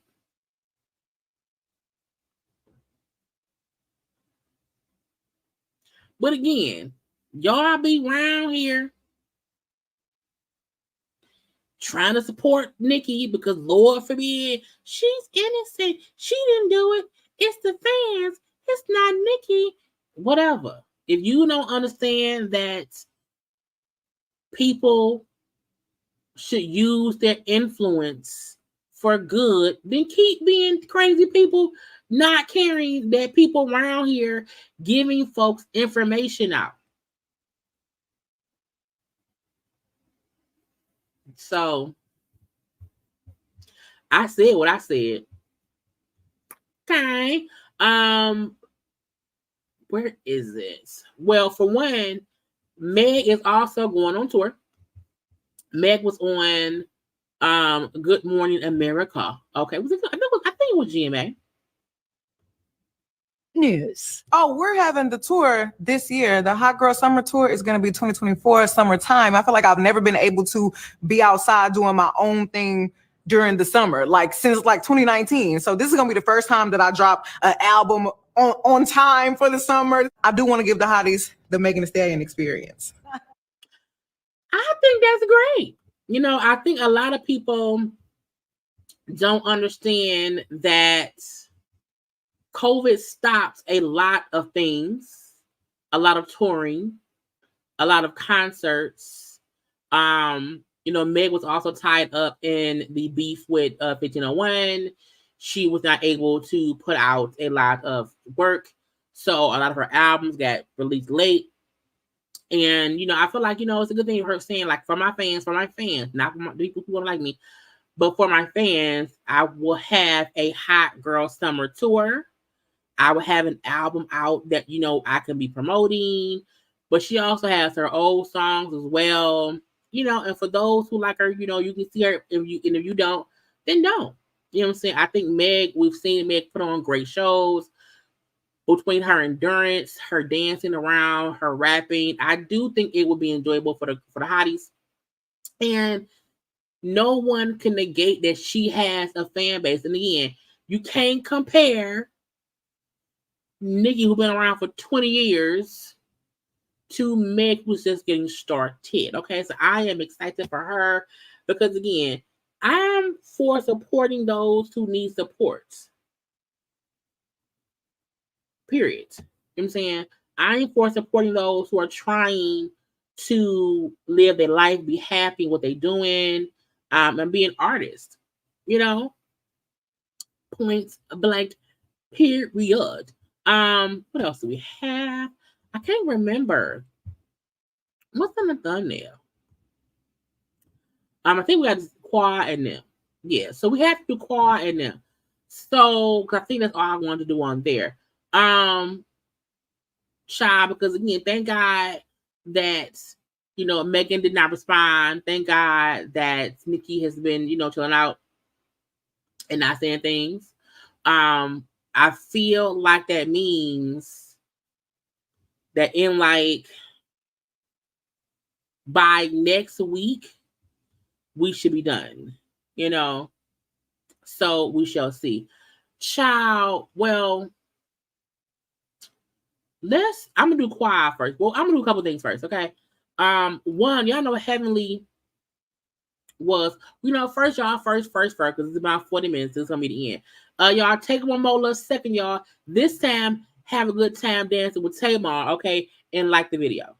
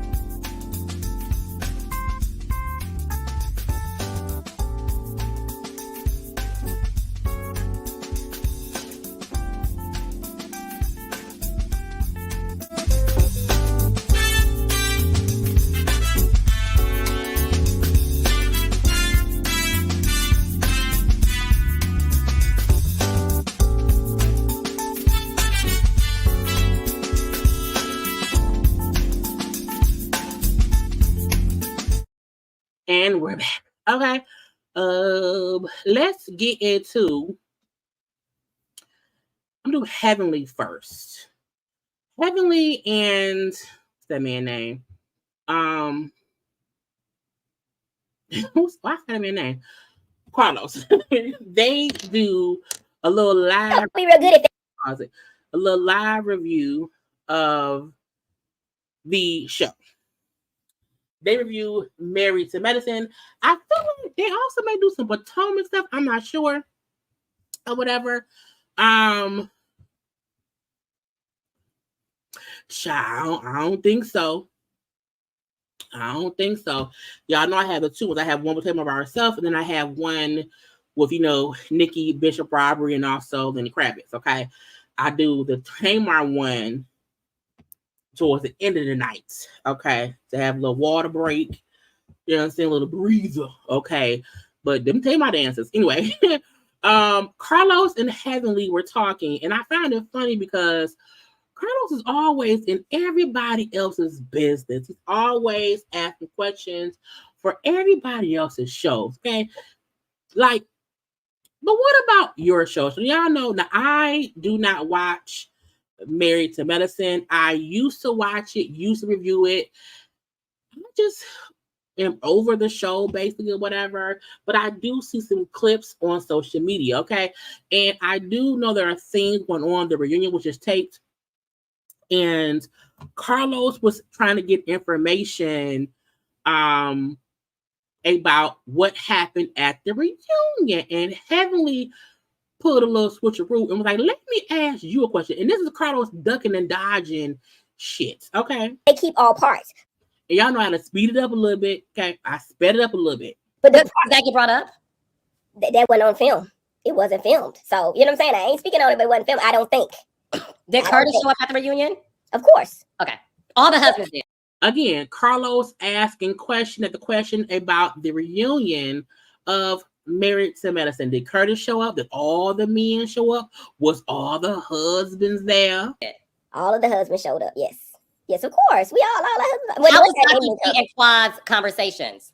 Do what now? How was Dr. G and Quad facing each other for the first time? I'm going to say this. And I'm like, this messy questions. And I'm going to take it back because y'all think I be lying, but other people said it too. When Quad walked in that room, Dr. G so shook. So shook. I ain't even lying, y'all. I'm telling you what it is, and I don't be lying about nobody. How you know what somebody's soul do? And why is he back there twirling in a goddamn bath robe and a white beater? And I tell you what I see. Now, you know what I'm saying? Y'all do what y'all need to do, but I don't think that man has a whole lot of respect for his wife based on the things that he said and did and the way he acted. Like, either he don't take her seriously, like she just a kid. Let me get off this girl, ooh, because I said I want ooh, child, but see, but this be the thing though. Heavily round here coming for the tea lady and I don't know the people coming for the tea lady and Dr. G. I was like, why you care so hard? Anyway. No, you're talking about Dr. G and, right, and was disrespectful. He was I think he was being honest though. When it came to Phaedra and Quad. Did Dr. G bring up his? Now you're trying to get me in trouble. No. Did Martell really have a sex tape on Melody S. Hope? Was she bent over? Was she bent? What position was she? Now, this is the get you gotcha. You being all nosy about what happened at the, what happened around here. How did Greg, what's the man named Greg? Dr. Gregory, how did he feel? How did Quad feel? How did White feel? You asking all these questions. What about Martell and Mel? Did Martell have it? And this is the get you gotcha. Carlos is so consumed with all these other shows.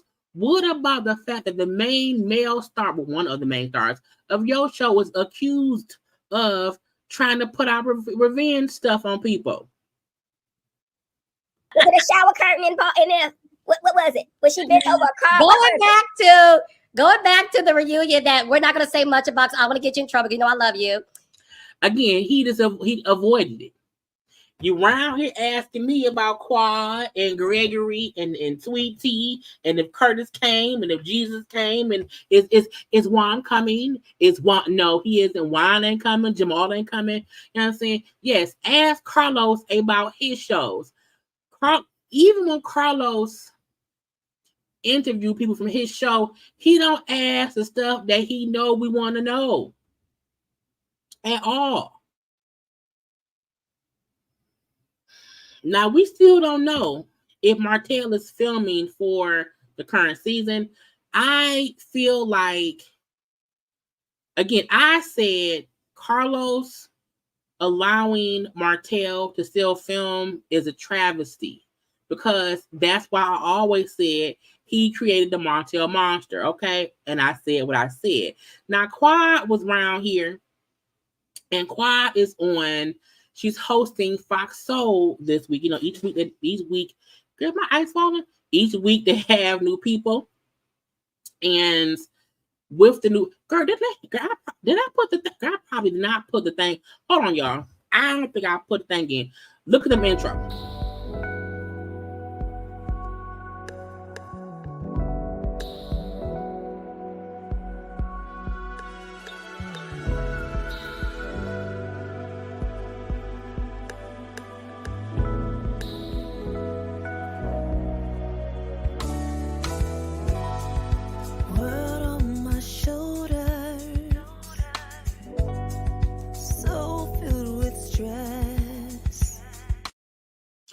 child, I just heard the ice fall. And I thought I did not put the ice tray in my ice machine because I'm making ice in there. However, as I was saying, Quad is the host for TGIF this week, and they were asking her about her feelings and her being put off or pushed away or being just, left for dust on the show. Okay. Get some tea from you, Miss Quad, because, you're in the headlines as well now. Now, you've had quite the journey on the season of Married to Medicine. You really have. So what's your take on how the other cast members treated you on this season? And will their actions play a part in your decision to go back next season or not? Their actions most certainly would. Will play a big part in if I return. And no, I did not like the way that I was treated. I don't think anyone liked the way that, when they saw how I was treated. No one liked to see that. That was awful. I can't even try to clean it up or make it more politically correct or, put a bow on it or anything. It was awful. Now, they keep talking about because they had a little trip somewhere, invited Quad there, and when Quad got there, they said, Quad, we don't want you here. You can go home. I still feel like, and I've always felt like, Quad don't fit on the show. Not that she's not entertaining, not that she's not interesting when she is doing something. The show was called Married to Medicine. We clearly see she's not close with the other ladies. She's not married to medicine. I don't get why she's still on the show. So I'm not surprised that they're icing her out. I mean, there's nothing else that I can say. I felt horrible about it. I felt sad, humiliated. Listen, I've been a part of the show and a part of the team since the conception of the show. And, to treat an OG like that was just mind-blowing to me. Honey, pushed my wig all the way back for months. For months, to be honest with you. So, hoping that, we'll get to come to some resolve with the reunion. Some apologies will be issued and offered and received. Well, that's what I want to ask. We know you just filmed the season reunion, so is there any tea you can kind of give to us here at TGIF or any hints you can drop, any little nuggets? See, this is the get you gotcha. Phaedra shouldn't be there either.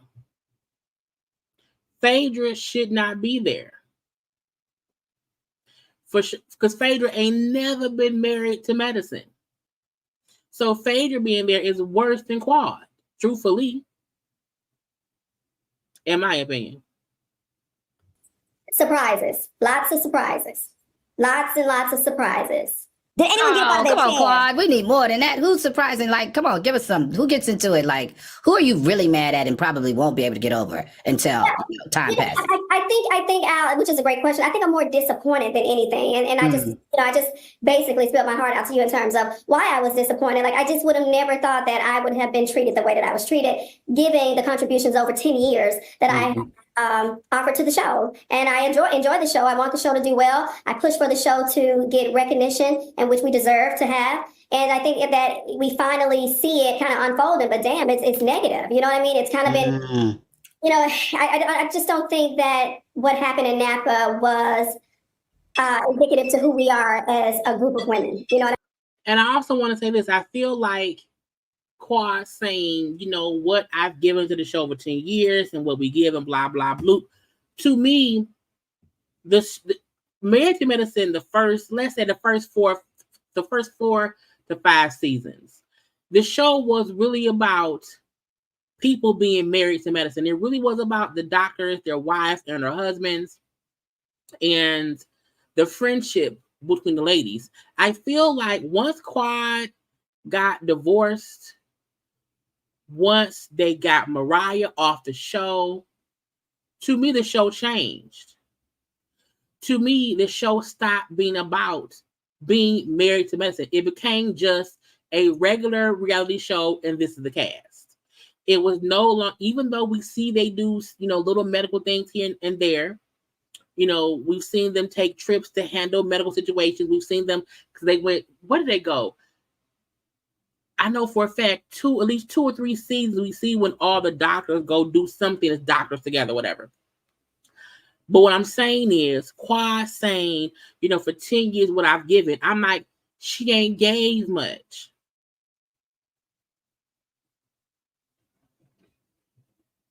Okay. She ain't gave much. Is she funny at times? Yes.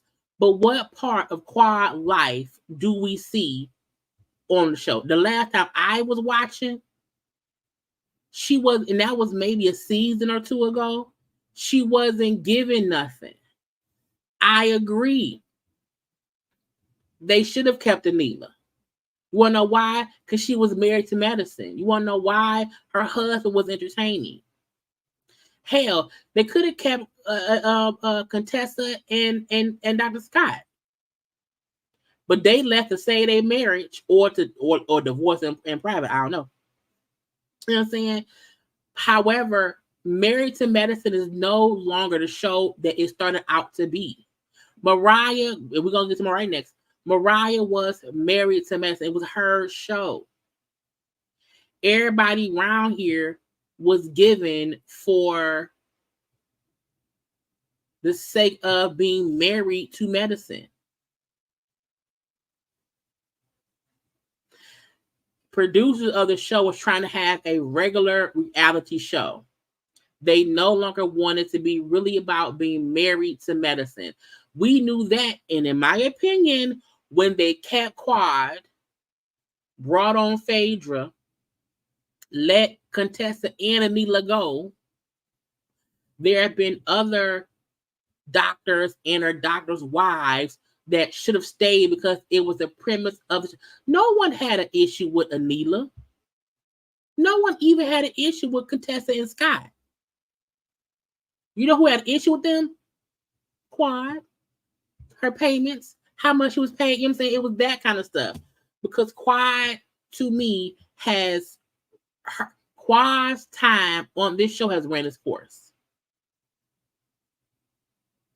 That don't mean it's because it is solely because what does Quad show us? Not much. Not much at all.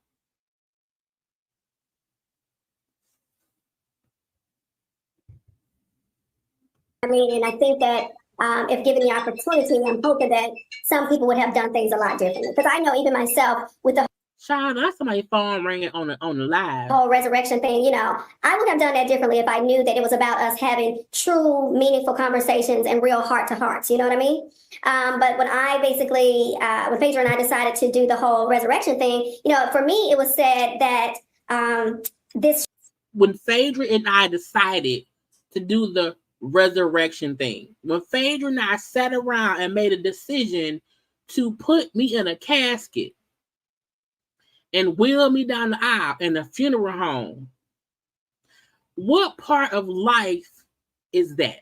What part of reality is that? No, that's just having a show and doing shit for nothing. When I saw the clip and I'm like, did they put Quad in the casket? I said, Lord, I'm not watching this shit. Because that scene was not based in reality. Because on what part of God's green earth does anybody say, hey, you work for a funeral home, don't you, Quad? I mean, I do. You know what? Can you get me a casket? I want to get dressed. What? So when she says stuff like what I've given the past 10 years to the show was no longer about being married to it's stunts and shows. This is going to be the episode that's going to come on after the holiday season, so we need something big. We need to get the eyes back on the show. So, baby, I done crawled up in the casket, and the girls were trying to give me an early death sentence anyway. So I crawled to the casket, but not knowing that it was actually going to be mid-season, and most certainly not knowing that they were going to utilize that to kind of push me off the show in episodes 6 and 7, which was quite disheartening for me. And, you know, it was tough because I had, like, some of the ladies and I had regained our relationships, like we were working on them and things were going well. And then you know how it is, Claudia, you've been in this seat before. When you see it again on television, it's like, damn, it really just dogged me. It brings it all back. You might be over something, then it brings it all back. But you know what? We're going to have you all week. So we're going to probably ask you for a little something every single day. So thank you so much for sharing that with us. And I hope it works out for you. I really do. I know it must be tough to, you know, to see things go left like that when you're part of it from the beginning. It's not easy. Quad ain't fooling me. Quad wants a check. And ain't nothing wrong wanting a check because bills are always due. However, a show when they kept saying we're gonna add on Phaedra, I kept on saying who she dating, who is the doctor she's dating, and the fact that they never produced a doc. Even the one she was allegedly dating, the fact that his face was always covered, I was like, no man, no sir. Y'all are bringing Phaedra on for clicks and views. I don't like it. She's not Married to Medicine. Was a show where everybody was literally either the wife of a doctor or they were a doctor who was married. You have housewives who are never a house. Hell, some didn't own houses, some wasn't wives. Okay, you had basketball wives where none of them was a wife. You have all these other reality shows that have wife in the title. And then the cast don't be married. Season 1 of Housewives of Atlanta, Sheree was divorced. Kim was not married. The Shine was married. Nene was married. Lisa Wood was married. Even when season 2 came and we got Candy, Candy wasn't married. I think she was maybe engaged.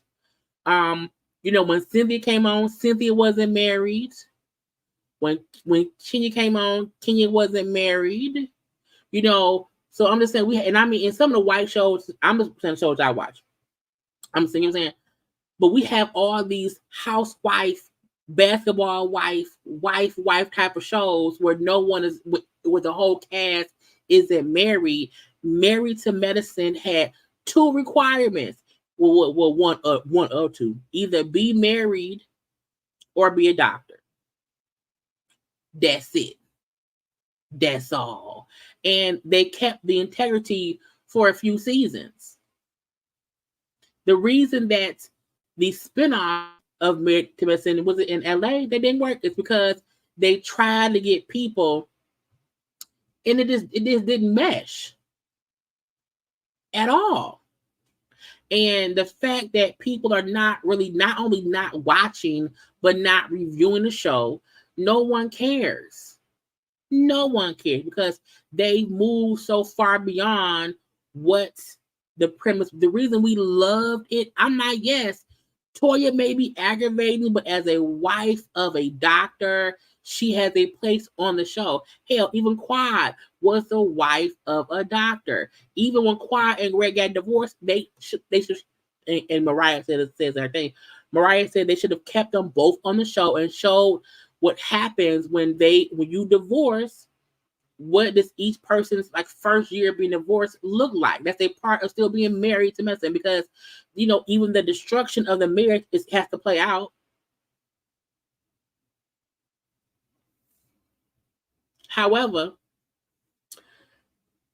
Carlos interviewed with Mariah. Now, the first, I want to say 10 minutes was them walking through her studio space, which I thought was great. That's why it ain't no sound. I wanted to show y'all her space or whatever, and it's kind of talk through it.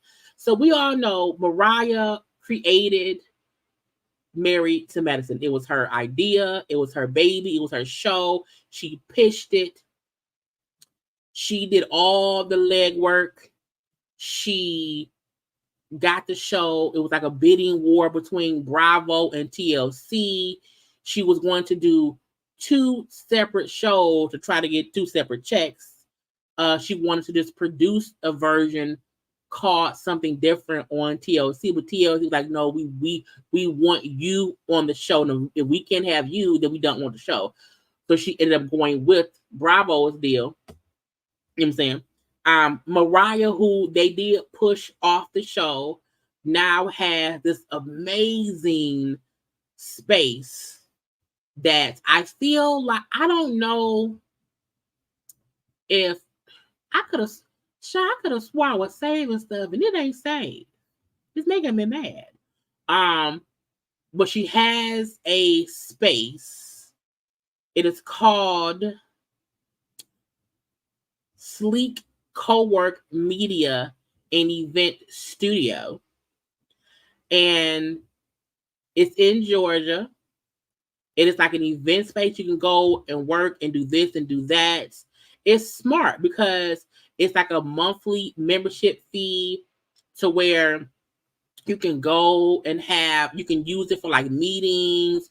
You can do all this stuff there. So she's getting paid for people to use her space to have meetings, to have, your people work there. And it's a huge space.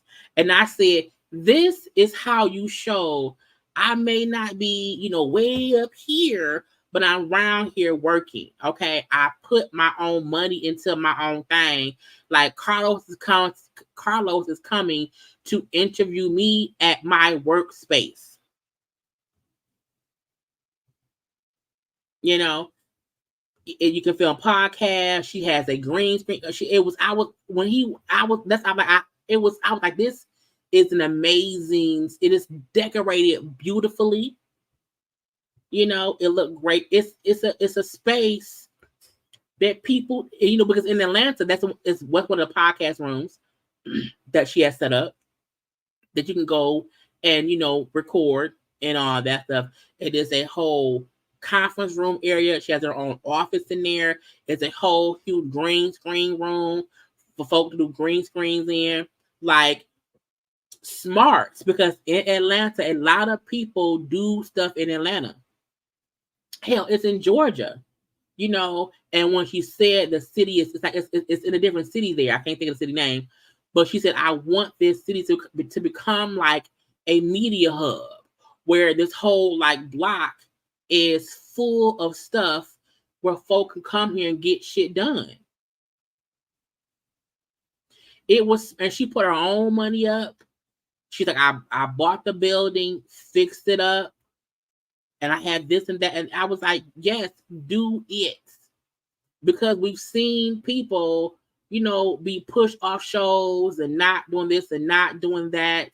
And she's showing, y'all may not know, but look at what I'm doing. I have my own space where other people pay me to come. Because if you are shooting a movie in Atlanta, in Georgia, okay, and you need somewhere for the producers, the directors, we need to meet every day or every week for 6 months. You pay Mariah to rent out her space so that you can, it's smart. It's smart. And you can have everything done there. Even folks want to shoot. If you want to shoot a movie and act like you are a boss, you can shoot it in her thing. And they were talking real loud and yelling. And when Mariah said at one point how she's like, I did not expect COVID to happen. So COVID made my plans kind of get pushed back. But I still kept it moving. This is my space. I paid for it. I own it. I'm a boss. And we need stuff us. I may not be Tyler Perry, who has a huge studio. However, this is something here for us.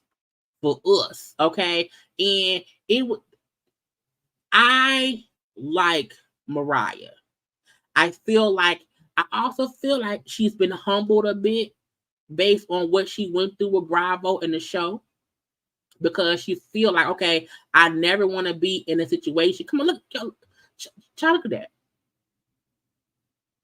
Because if you're shooting scenes, you may need to have hair and makeup done. So yes, have chairs where I can possibly I'm gonna get my hair done and my makeup done, okay, and all of that. But I feel like a part of her felt like I never want to be in a space where somebody can have me not work for them no more or whatever, and I'm at their mercy. Who has a full green screen room?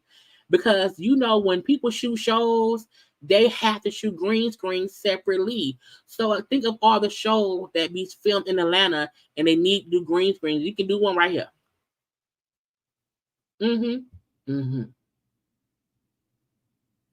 So I love that the beginning of their interview was her walking him through her studio, her property, her business, and showing how she had a thought and she executed. And it wasn't easy.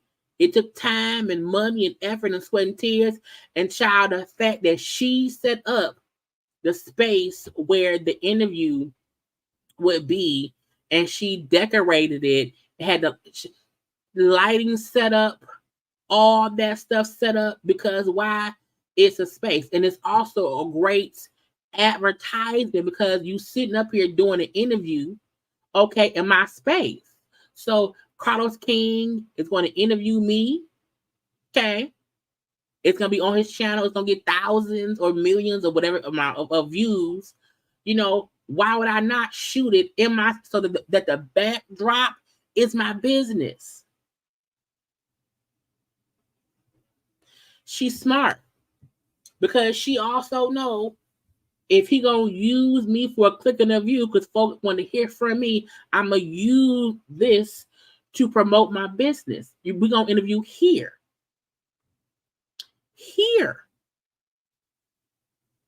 So kudos, y'all. This space looks beautiful.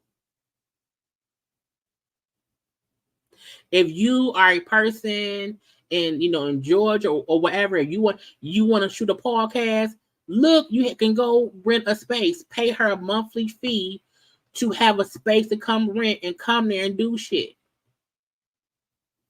It was smart.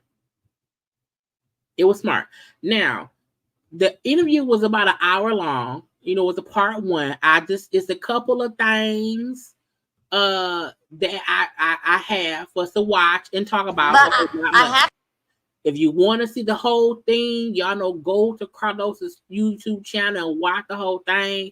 Because I got maybe, let me see. This may be 20, not even 20 minutes. It's about 18 minutes of the hour, okay, for us to kind of discuss a little bit, okay? Yeah, it looked beautiful. I was also happy for her, too, because, you always use what you got to get what you want. To give you your flowers before we start this interview process, because Carnations or roses or... dandelions, lilies, Yes. Carlos needs to work on the audio because for some reason he be so loud. I don't know why. So tell me what kind. Of the garden. Because you give all the girls flowers. Do I? You do. Mm-hmm. I do love the girls. You do. Is that bad? It's not bad. But I love for you to be very distinctive in which type of flowers you're giving who. And she's right. I love that she called him out saying, you do all these interviews with people and you make it seem like every person is amazing and great. If you send their grade high, my grade too. We all can't be the one. Okay. Because it's not the same type of garden. No, it isn't. And right, if you giving everybody their flowers, is mine real or fake? Are mine roses? Are they carnations? Are they flower buds? You have Berry White's Secret Garden. Okay. Mixed in with Elder Barge. Okay. Yes. Okay. A little sprinkle of that. Okay. I mean, y'all, look at the backdrop. Look at the backdrop of Mariah's studio. When your interview is promotion for your business. Because even if nobody knew you had a business, she knew people are going to watch this interview. She knew it would get eyes. People would ask, what's going on? What did she do? What did he do? What happened? I want to see, I want to hear. The fact that she knew, let me be sure to promote my business. They always look, if you are going to promote stuff, if you are going to promote stuff, show your work. The video already has 197,000 views in 14 hours. So that means all the people around here now see her studio. Make that money. he did the best verse in the song. Okay. You created the show. It became a huge hit out the gate. This season, I believe, is their 10th season. It's 10 seasons. It's 10 seasons. You still get a credit. You still get a check. Yeah. I have multiple credits. So people don't watch at the beginning and the end. So I have the created by and executive producer credit. People don't watch, but if you watch all the way through, they do it so fast. They run my shit real fast. But I still get two credits. It's a big deal because it's two separate roles. I get 2 checks. Okay, in case you don't know, I get 2 checks. I feel like a lot of people felt like when they pushed Mariah out that she was no longer getting paid from the show. So her saying, I get 2 pennies or quarters or dimes, I'm not sure. I get 2 amounts of payments from them because I am the creator. It was my concept. I'm also still, EPing the show. So even though I'm not talent on the show, I'm getting paid from the show. And if you don't know, now you know. I think that's great because a lot of people don't understand that sometimes walking away or being pushed away from what you created, it doesn't mean that you're not still winning. Because they might push you out of the thing being on the camera. However, you can't push me out the thing, being paid. Okay? So that I appreciate. So yeah, I get the EP and as well as creative by or concept by. And you get paid per episode? Damn, you asking a lot of questions. I get a coin. I get a cute coin. You get a cute coin. He knows you. Don't become my ducket. You're happy with the money you're receiving? Absolutely not. I don't think you can ever be paid your worth. And so, no, I don't think so. I think it's different when you're on a show. I feel like from a talent perspective, it almost felt like, you could see the money a lot more. But I'm happy with what I've created, what I've built, and it being a jumping board to all the other things I'm doing. You know what I mean? Yeah. And that's the way I have to look at it. I can't look at it as I should have been paid more. I don't get caught up in that because I'll be a bitter bitch. And I don't want to be that. So I don't want to be a bitter bitch. And her acknowledging that, I have to look beyond anyone saying, well, you're not being paid more. And her saying, I get that. I'm being paid. It ain't what I'm worth. I'm worth a whole lot more, but I'm still getting something. And I love what I created because at the end of the day, she created it. I hope she pitches a show to the network, not Bravo. And then she gets another creator check. No, I think I deserve a lot more money, but I'm good. You good? You good? And I've done a lot more with a lot less. Can you explain to the audience, those who may not have watched last year's interview, what happened to where you can create a show, star on it? Yeah. And I don't want to put words in your mouth. But were you pushed out of Married to Medicine? Yeah, absolutely. I think so. I think my contract ran out. Just like many of the girls, my contract ran out from a talent perspective because I had multiple contracts. The producer contract and the talent contract. A lot of folks felt like they purposefully allowed her contract as talent to run out because they wanted to keep her idea for themselves. And because she was no longer talent, she was only with that EP credit and then with the concept creator credit that they could just push her out and then take over her idea. And since she left, if you think about it, that's when stuff started to change. It became less about being Married to Medicine and it became more about being just a reality show. I realized in the beginning that was the goal the entire time, was to push me out from a talent perspective because they don't ever want you to have too much power, in front of the camera and behind the camera. So yeah, I did feel as if I was pushed out, but you know what? In hindsight, I feel like maybe it was best because I don't think it was best for the show. I think it wasn't a good decision for the show. I agree. I feel like even the dynamic between Mariah and Heavenly, Mariah and Quad, I feel like it was what we tuned in for. I felt like they also could have stretched it out to let us see some kind of resolve because at the end of the day, the show, when she was pushed out finally fully, there was a lot left up in the air. And I felt like she never got a proper like ending. It was like, okay, the other girls would have not film with you and make it seem like you're a bad person or whatever, and we don't like you, when it could have been resolved. Because if y'all can help and fight and tell Simone and Cecil, hey, don't divorce, work on it. You shouldn't give up. Why give up working on things with Mariah when everybody had said something shady or did something shady to each other? And that's how I know it was bullshit in the game, because it wasn't for the show. It wasn't best. There's no way they can come up with any reason why I should be out of the show. Where they come up with a line, or you're on the island, or the girls aren't doing this, or the girls don't want to hang with you. You know, they always do that. They vote you out. You know, it's all kind of an unscripted script. So, yeah, I feel like I was a bit pushed out prematurely. But I think it backfired in a lot of ways, and I don't think it was best for the franchise, you know. And I try not to hone in on it too much, because the first thing they'll say is she's mad, and it's not that. I just don't like the way in which it was done. And I did feel as if I was stabbed in my back, my heart, my jugular, and my eye with all of those ladies. I did. You know, I'm not even mad at the producers. You can't let the devil use you. They had to have a vessel, and I feel like all of those ladies, yeah, because they didn't have a reason. I wasn't perfect, but I was. Child, when she said the devil needs a vessel, and the vessel was the ladies, I feel like that's true. Because if everybody stays connected, if they all stay together, and they don't allow anybody to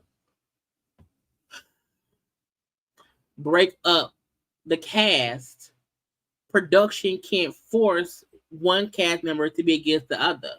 So if production and the powers that be wanted her gone, and if they made the cast feel like it's either you or her, well, let's ice her out. It's like, yeah, don't let the devil use you. Damn good producer, amazing talent. So it didn't make sense, and we all would have we would have kept getting Q coins, because I was always fair. They know that was what was best for the show. I would always say, no, we can't do this. I fought for all of us to have an MFN on the talent side. There was no you get paid more, you the best, you. Despite what people think, I never had the attitude of I'm the queen bee, pay me the most. No, the talent side, everybody get paid the same. And as soon as I left, they went to war about that. Now, the fact that she's alleging, because I don't know because I wasn't there, the fact that she's alleging that, they're out there getting the snow. The fact that she's alleging that the powers that be were the ones who initially nobody was getting paid differently. They're all being paid the same. If once she left, and I'm saying it because I wasn't there, if she's saying that we were all getting paid the same because we were all a part of the show, nobody getting paid more than anybody else, it's one budget, pay us all the same. If once she left, okay, now let's pay one person more than the other, that does seem a bit divisive. Because if you think about it, even on the other shows, Housewives of Atlanta, Beverly Hills, all these other shows, if each show has a budget, and if in that budget is supposed to be for each cast member, I do feel like if everyone is a full-time cast member, why not split it evenly with all the people?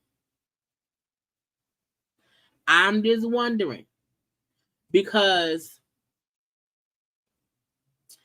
during this interview, they were talking about the cash trips. And when she said how, was it on here? It was either on here, either it was here, either it was Heavenly talking to Carlos.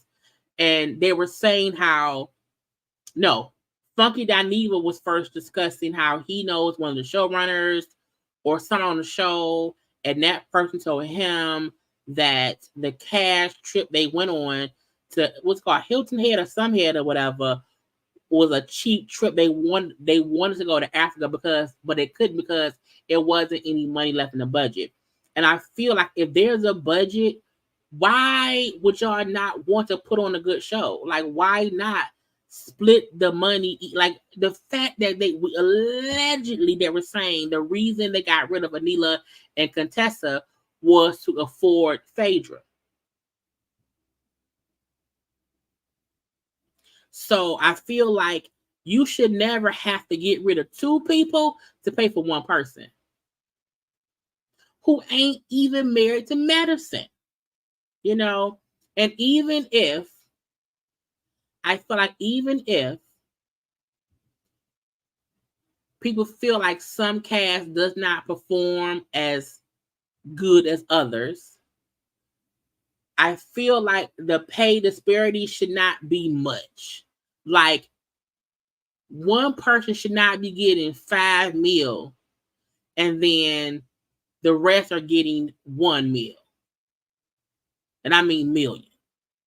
You know what I'm saying? Like, to get rid of two cast members allegedly to be able to afford Phaedra is stupid.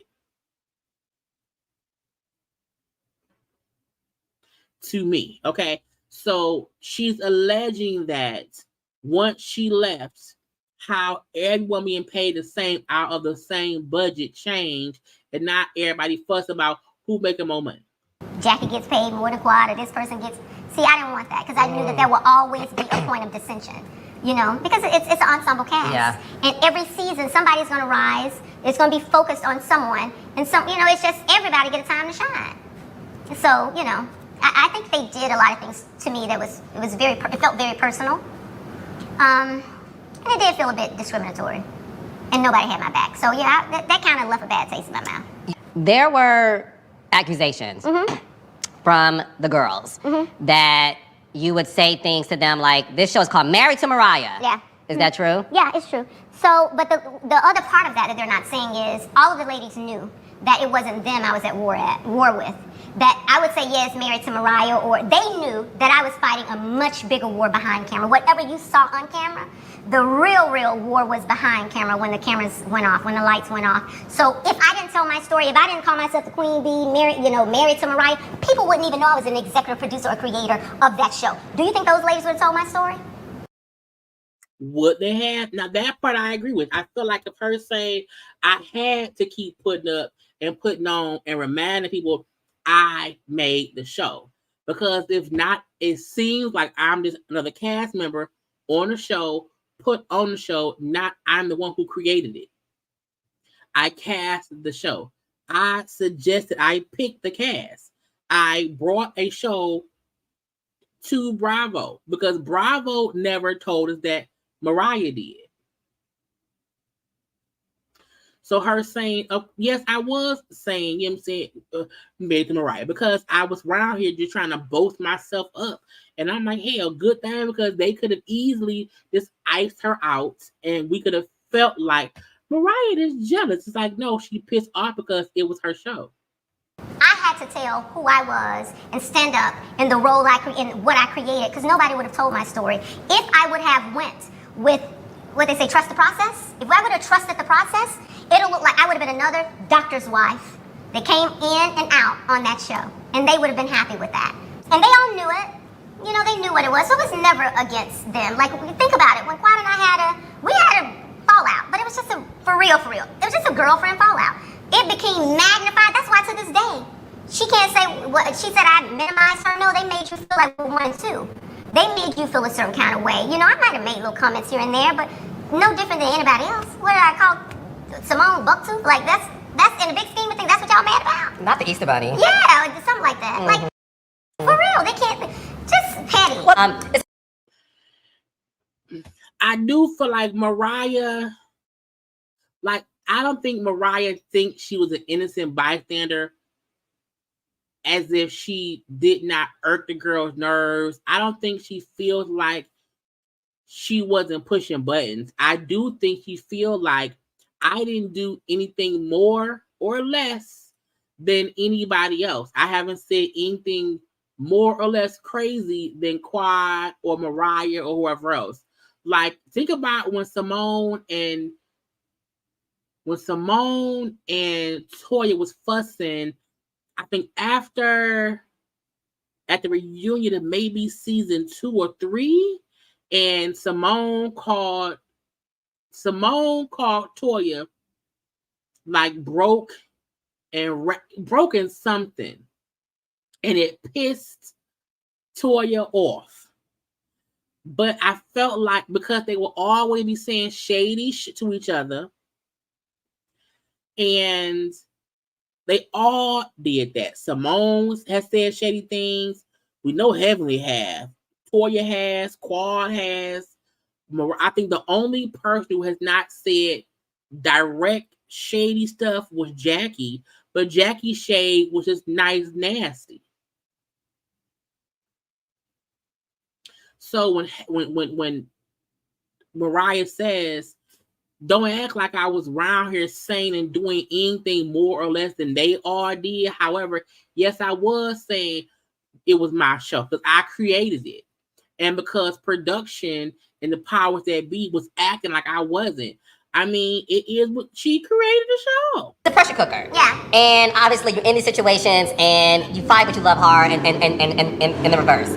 I had this reaction of you saying not only were some of the ladies telling you that, look, this has to be the final nail in your coffin. If I talk to Mariah, I get fired. I'm gagging because I heard something similarly when I spoke to Quad recently when she said that Simone told her, if I talk to you, Toya is going to be mad at me and I can't have her mad at me. See, that's so crazy to me. That's so crazy. That's what's wrong with the show now to me. That's what's wrong with not only Married to Medicine, that's what's wrong with Potomac. That's what's wrong with a lot of these shows.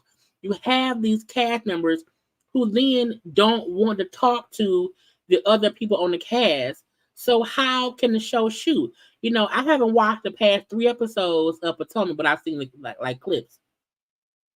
And the fact that you got Robin not want to go to places or whatever, you got Candace who don't want to do this or whatever, you got Giselle, you have all the, the NECA and Wendy. If all the cast is picking and choosing who I'm like, bitch, y'all all on the show. Y'all can't keep saying, I won't talk to her, and that's stupid. That's dumb. So if even on Married to Medicine, if at the time back when Mariah was on it, if Simone was saying, well, I can't talk to Mariah because Toya will be pissed. Toya, you're childish. Anybody saying, I don't want you talking to so-and-so and so-and-so, why? That's dumb. You can say, don't talk to so-and-so and so-and-so about me. Don't go to so-and-so and so-and-so and have a conversation about me. That I can agree with. Hey, like on Potomac when Wendy said to Candace, hey, don't talk to Nick about me. Can you do, as my friend, I don't need you trying to fix nothing with Nick about me. I can agree with that part. I don't need you talking to anyone I'm at odds with on my behalf. Leave it be, bitch. Talk to them if you want to, not about me. But to make it seem as if I'm not gonna film with someone, you're on a show. You know, it's become so. It's like they put you on an island. They all decide, you know, that hey, we can't talk to her. It becomes a form of bullying. I don't even want to say that because I don't want to say anybody bullied me. You know, because I'm a tough girl. But I think that's the problem with it. Like, and it loses the sincerity, or it just doesn't feel authentic when you do that. If you want to talk to a bitch, talk to a bitch. You know, it's a show. It's an ensemble cast. You should be able to talk to who you want to. But when it's almost too pre-produced or it's overproduced. Like, you should be able to talk to who you want to. They come against you and they say, hey, we're not talking to her. I can't even imagine what Miss Sweet Tia is going through because in their mind, they've already decided this lady is not going to be a part of our group moving forward. That I agree with. I feel like from the clips I've seen, all of them feel like she's beneath them. All of them feel like she and Greg won't last, so we don't have to respect her. We can, she's a little bit, dumb ditty, a little young, and we don't like her, or we don't have to really embrace her. Like, why not? if you think she's young and immature or whatever, why not try to encourage her to be better? Me, from what I see from afar, and I don't really watch like that. Just from the snippets I see, you know, she's fighting a war she's already lost, and it's not fair to her. When Quad was sent home by the girls, do you think that was Quad's karma for the way you were treated as well? I don't think Quad deserved any more karma than the rest of them ladies. I think they're all the same, and I think that they're going to stab each other in the back, and so I don't know. I don't know if that was her karma or not. I know that the way in which they did it wasn't right. I don't like to play games like that. Don't fly me out to a place. This still is my job. And now they messing with the girl money. They know, see, when they went to the per episodic fee and stuff, you gotta think of what they're doing. They're icing her out so she can't make a certain amount of money. It's what I see it as. That's check. Thank you, Kid Bell, for the super chats. I made a point this happens on our shows. On the white show, they offer them together, even if they like it or not, them have a film. I agree. I feel like what on the white shows, what happens is it's just a bit more fake because we're like, y'all don't even like each other, whatever, but they're gonna film, or they'll film like this and won't talk to each other, and that's the weird parts. I'm trying to think. I watch Beverly Hills right now. I don't think I watched any other white show on Brown. Oh, Married. I also do Below Deck. It just depends, but I do say they will still film. They will, but sometimes it be weird, you know. But I only watch Beverly Hills. I don't watch New York. I don't watch Jersey. I don't watch OC. So I can't speak on that part. But I do know for Beverly Hills, even though they be beefed out, because we know Erica Jane was pissed off at everybody, honey, and she was still filming. It was a bit fake, but filming was still going on. Exactly what it was. You can tell. So it's stupid. It's stupid to me because they shouldn't be able to control that. And they should never let the producers put them in a position where they even care about that. As long as you're getting your coin, you showing up, doing the most, you doing your best, that's what you should worry about. You shouldn't worry about how many scenes Quad has, or, you know, Sweet Tea or Auntie, or, you know, Honor Palmer had. Like, to me, just come. Not Honor Palmer. Yeah, you give your best and show up. So that's what I don't like. And that happens on Carlo's show, Love and Marriage, because we know on Love and Marriage Huntsville, Tisha don't want to film with Kiki. You know, the only person who has a reason to really not want to film is Mel not wanting to film with Martell. You know what I'm saying? But, you know, that be that. But anybody else film together. They get where they start plotting and planning and trying to push other people out. So I don't know if it was Quad's karma, but I think that she's getting a dose of her own medicine with the voting out shit. They should have never started that. And I've always said that. Don't allow them to do certain things to me. I said this in the beginning because it's going to be a part of, it's going to be a part of the DNA of the show. Once they do it to me, they're going to do it to you too. I hated the whole voting out thing. Why are you voting? So that was really happening behind the scenes. Yeah. Yeah. When they were ready for somebody to go, they would do it through the women. And the women would just listen and say, okay. They would go along. Yeah. Why? I guess they felt like whoever was signing the checks, like they just want to stay on and keep getting a check. But they have more power in numbers and when they stick together and stick for what's right. You got to have integrity in some of this stuff. You really, truly do. And sometimes if it means sitting down and being on a timeout and missing a season, it's okay. Because if you're good, it's gonna come back. But, you know, you got to know your worth and know your power. And I don't think that they're doing that. I really, really don't. I think that by now she should have spent off. Wait a second. You're telling me to my face that you believe Quad by now should have a spinoff? Yeah, she's single. Like, why is she on me? I just don't understand. I'm not being funny. I don't understand. And you can't tell me you seem to think. We're gonna have a real conversation because we're friends. Go ahead, talk to me. I do not understand how she's married to medicine in any way. I don't. It does not make sense to me. Me either. When her and Greg divorced, I felt like I don't know why they're keeping Quad and not both of them. Because why not see how life moves on for both of them? I feel like they chose Quad, thinking the fans wanted Quad. And Quad hasn't given us nothing since then. And I don't think Quad needed a spinoff. I do feel like Quad should have been sent off after 2 or 3 seasons of her not giving nothing. I do feel like Quad don't fit the Married to Medicine brand because she's not married. She ain't even dating. And I'm okay with saying that. I think when her and Dr. G got a divorce, I don't think they should have shown the way in which they transitioned, what they were doing in their separate lives, and showed her building a new life. And yeah, I mean, it still builds the show, and it still goes back to Married to Medicine. It's just one of the branches of Married to Medicine. To me, show her dating, show her and that. Now, if that doesn't work, then so be it. And the Get You Gotcha was, I feel like Quad felt like she didn't have to share her life. I feel like Quad did not want to show herself dating. I think Quad wanted to make people feel like without her husband, she was a boss bitch and she was so around here doing this and doing that, and she did not want to make it seem like she needed a man. And I'm like, you may not need no man, but child, what is you doing in life? We never got anything about her life. But if she's a star, then let her shine in another avenue. But it's a lot of doctors' wives that deserve to be shown. Do you think Quad is a star? Yeah, I think all those ladies are, though, in some ways. I think all of them have star qualities. That's why it's an ensemble cast. Nobody on that show, not even Heavenly, can have a show on their own that we all will watch. Together, it all works. If Heavenly had a show, her kids would have to be on because Heavenly's kids who play her dust, those are the stars. Damon don't be saying much. You know what I'm saying? No one gonna pay to see Simone and Cecil. They boring. Okay. No one wants to watch Toya be at home drinking wine. That's boring.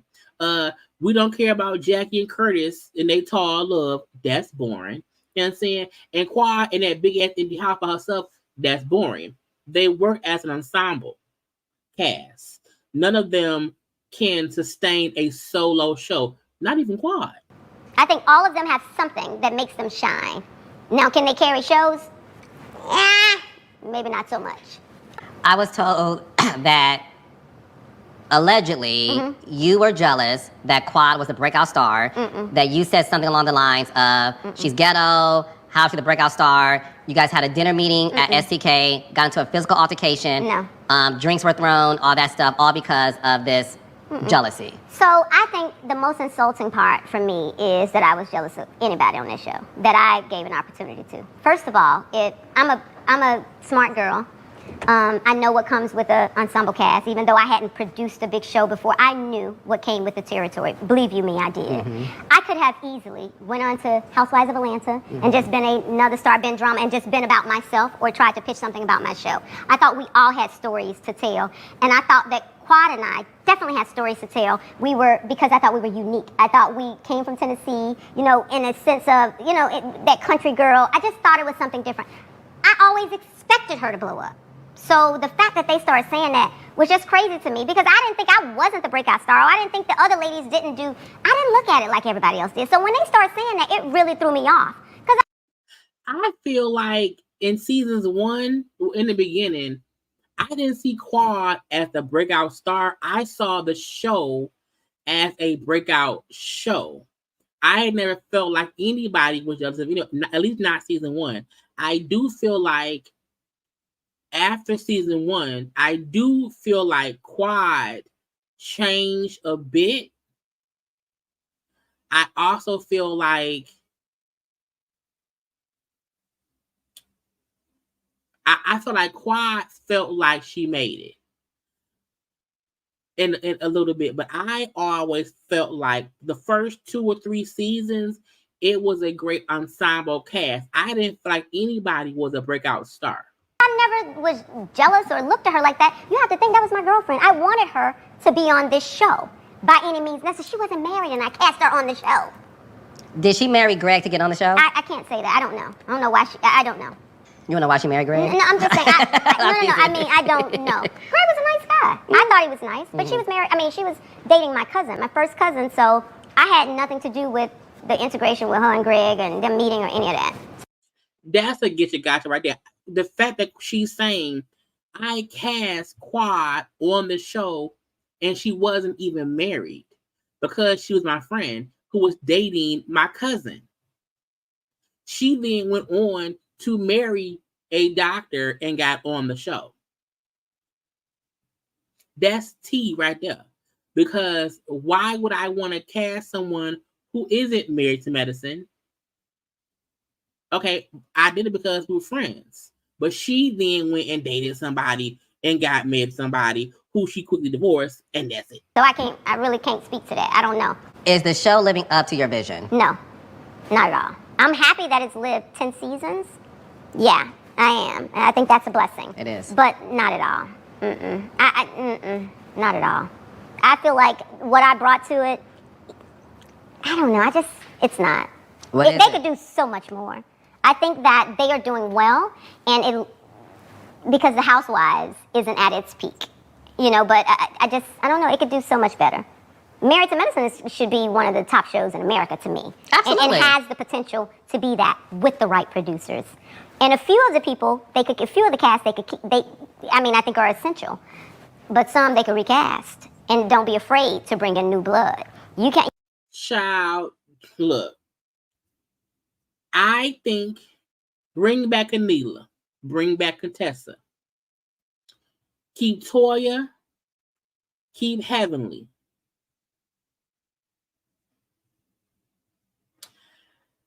Honestly, Jackie or Simone can go. I know they won't get rid of Jackie, so get rid of Simone. And then bring in 2 new people who are either doctors or wives. Get rid of Phaedra. And get production to really produce the show as a show about people who are married to medicine. You can't be afraid to shake shit up. It's okay. I mean, it's evolution. I mean, it happens. And if it meant me leaving, so be it, if it was best for the show or whatever. But no, it's not living up to, because I don't think that we've learned anything more. I think a lot of the ladies look like one-trick ponies to me. It's the same old thing every season. Like, why are they still voting bitches off the island? Like, I just don't get it. Like, who does Child, not Survivor. that? I don't understand that. I started doing these weekly recaps of Married to Medicine. With Heavenly. Yeah, have you been watching it? I watched this last one because. Hey, give me your thoughts. Carlos doing recaps for Heavenly is questionable. I was so confused. Not confused. It went from raindrops to muddy water. I don't understand, honey. Tell me how this collaboration was inspired. And how are giving a true unbiased perspective, doing it with somebody that's on the show that is the Mrs. Bitch on the show. And the reason why I love giving this show its flowers and having the platform to do it. They got onto the conversation of how Carlos does these reviews of the show because he's giving the show the flowers, and Mariah's questioning, why are you giving the show flowers? What's going on? It's because I really want eyeballs to be on this show. Why? Why do you want eyeballs on the show so much? Because as a black person in this space, I know how we're marginalized. I know that they marginalized me as the creator of the show. Yeah. So knowing that, how can you still rally so hard for the very establishment that went against your girl? That's a very good question, and I'm gonna be very honest with you. I never looked at it that way because I always look at the institution. Because at the end of the day, you did create the show, you get the credit, and you get the coin, right? Yeah. So for me, and I'm just telling you my truth, yeah, right? They can pay you, and I'm going to promote it because you already got paid, so I don't care. For me, it was all about making sure your legacy stayed alive. Because no matter what we do on this earth, we are only beholden by the legacy in which we leave. So here you have this black man who's the king of reality television, who all of a sudden has a hit podcast, a hit YouTube channel, has these eyeballs on him. I've said this since I was a showrunner on Atlanta Housewives. That's a show that is the best on Bravo, right? So me giving flowers to the show, I'm gonna be very honest with you, was me giving flowers to you too. Lies. I agree. Carlos started reviewing Bravo shows to put himself in Bravo conversations. That's it. That's it. Because if you was really about promoting black shows created by black people, then why not pay more attention to your own shows and make your own shows better? Why are you taking the time to promote other shows is so that you can mention your own show to hopefully get people to watch your show. That's what, because he knows the Bravo fan base will come and listen to what he's saying because talking to Heavenly or other folks from Bravo, he did it to be seen. Because at the end of the day, I'm telling you how I seen it. Yeah, and I appreciate I that. saw it like people need to know about this show before it becomes that's just another black show. Because what's happening right now in scripted is a lot of black shows are getting canceled. Child, we want your show. Look, I want better shows on own, so I mean, child, cancel. A lot of black scripted shows are getting canceled. And I never wanted, with my platform as a black person, to not interview black people. I've had people say to me, you went from interviewing Nene Leakes to Diamond from Love and Hip Hop. And I thought to myself, yeah, Diamond, the Love and Hip Hop people, I interview a chick named Monique and Derek, her man from Love After Lockup. Yeah. He interviews people that is popular on social media to get more eyes on his shows. It is what it is. I don't care what show you on. People are watching it. Because I don't have this platform just to like be cute and wear nice sweaters and some rings. So for me, it was, I wanted to make sure that the show was successful, not only for the girls, but for you. And I know there's other things associated with that show that isn't pleasing to me, but as a black person, I know that the audience don't care about that. They care about, we want to make sure this show survives. Yeah. So that was my intention to it. And I appreciate your honesty. And I will say this though, I don't think anyone, besides Heavenly and you, because we're talking about it, and I'm only talking about the people who said it to me. You, Quad, and Heavenly have said it to me. I don't feel like the rest of those girls, except Toya, I don't feel like they appreciate me giving this show a voice. Child, not a show that's 10 seasons in and you feel like the ladies on the show don't appreciate you for giving their show a voice. He really just said, I feel like, except you, Heavenly, and Quad, and I think it's Toya, they don't, meaning he talking about Simone, Jackie, and them. They don't appreciate him giving that shit, girl. So you don't feel like they appreciate you giving the show a voice, and I don't think that they ever appreciate me giving them a platform. So imagine how I feel. Like, you know, so you get a... This is the get you gotcha that kind of makes me aggravated. Because YouTubers have been giving flowers to these reality shows for years in the form of us reviewing shows. And I have not been reviewing as long as other people. But y'all know other folk have been reviewing these shows since season 1. They've been reviewing Basketball Wives and Atlanta Housewives. And Married to a lot of people were giving attention, having the fans watch our reviews, putting people on to the show because they're watching our reviews. And now Carlos feel like he is not being appreciated enough for talking about a show because he feel like he has a longer reach. Okay. Just a snippet of how I feel. So I felt like they gave me their asses to kiss after I shared what Simone said to me is, this is your dream. I'm just on, she said this to me, not on camera, but she said, this is your dream. I am just so elated that you allowed us, you shared your dream with us. Yeah, I did, but it became a nightmare because I did want to share it. And the Libra in me just didn't see anybody coming for me or anything like that. You know, and I do think that we made history. It's a great show, but I do think it was a smack in the face, you know, the way it turned out. So I get that you are giving the show a voice, and I appreciate it because it does keep it alive and keep it going. And it's huge that you do that. But I think it's your love for unscripted, for reality TV, for the girls. You know, it's your love for the girls. I love all the girls. I love, but you know how hard it is to create something. Married to Medicine is my baby. It is and always will be.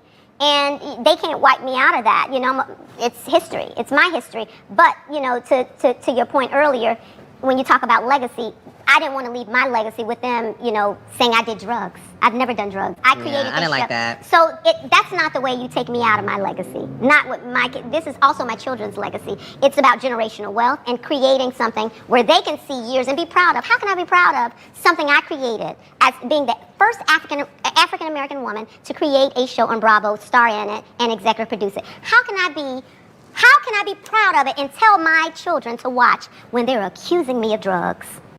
And I feel like that was the last season she was on when they accused her of drugs. And she was like, I don't do no drugs. I drink wine, but that's it. How dare them? What's happening now in Unscripted is this mob mentality. It is. I'm seeing it on Salt Lake City. I'm seeing it on Potomac. It's like, you need to go. Yeah. And what they do is they ice you out. I haven't seen it the way Married to Medicine has done it to you or to Quad.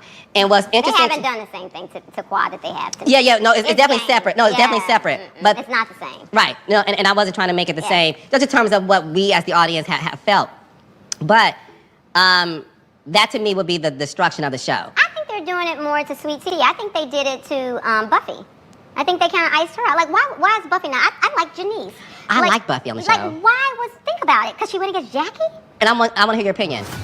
I heard the real villain on the show is Dr. Jackie. Absolutely. Absolutely. Yeah. And that's where the interview ended. Okay, part 2 comes on next Tuesday. Her pointing out how they iced out Buffy because Buffy was holding Jackie's feet to the fire is actually very true. Because I feel like nobody before that was holding Jackie accountable. I feel like no one before that was like, Jackie on some bullshit. So her pointing out people, other doctor wives have really been on the show already. And, you know, they got rid of Buffy solely because of Buffy beefing with Jackie. And Jackie is their golden goose. So it's true. It's like, y'all are allowing favoritism to ruin the show. And that doesn't make any sense. You know what I'm saying? So that was the part 1 of it all. What I wanted to watch. Y'all can watch the full, because it was an hour long. Y'all can watch the full interview on Karla Pace or whatever. But y'all, we're going to end it here. We had a good old time, child. Almost 3 hours. Lord Jesus. But see, if I hadn't cussed out Moniece in the beginning, it probably would not have been as long. Anyway, y'all, I hope y'all enjoyed. I hope y'all have already liked the video and subscribed to my channel. Please be sure to also share this video. It helps a lot. You can follow me on social media at JayLeesCorner on IG, Twitter, and TikTok. Okay. Until tomorrow, it's already after midnight here. So I'm about to go to bed. Okay. But I love you all. Be safe, be safe, be safe. I love you all. I gotta go. Bye.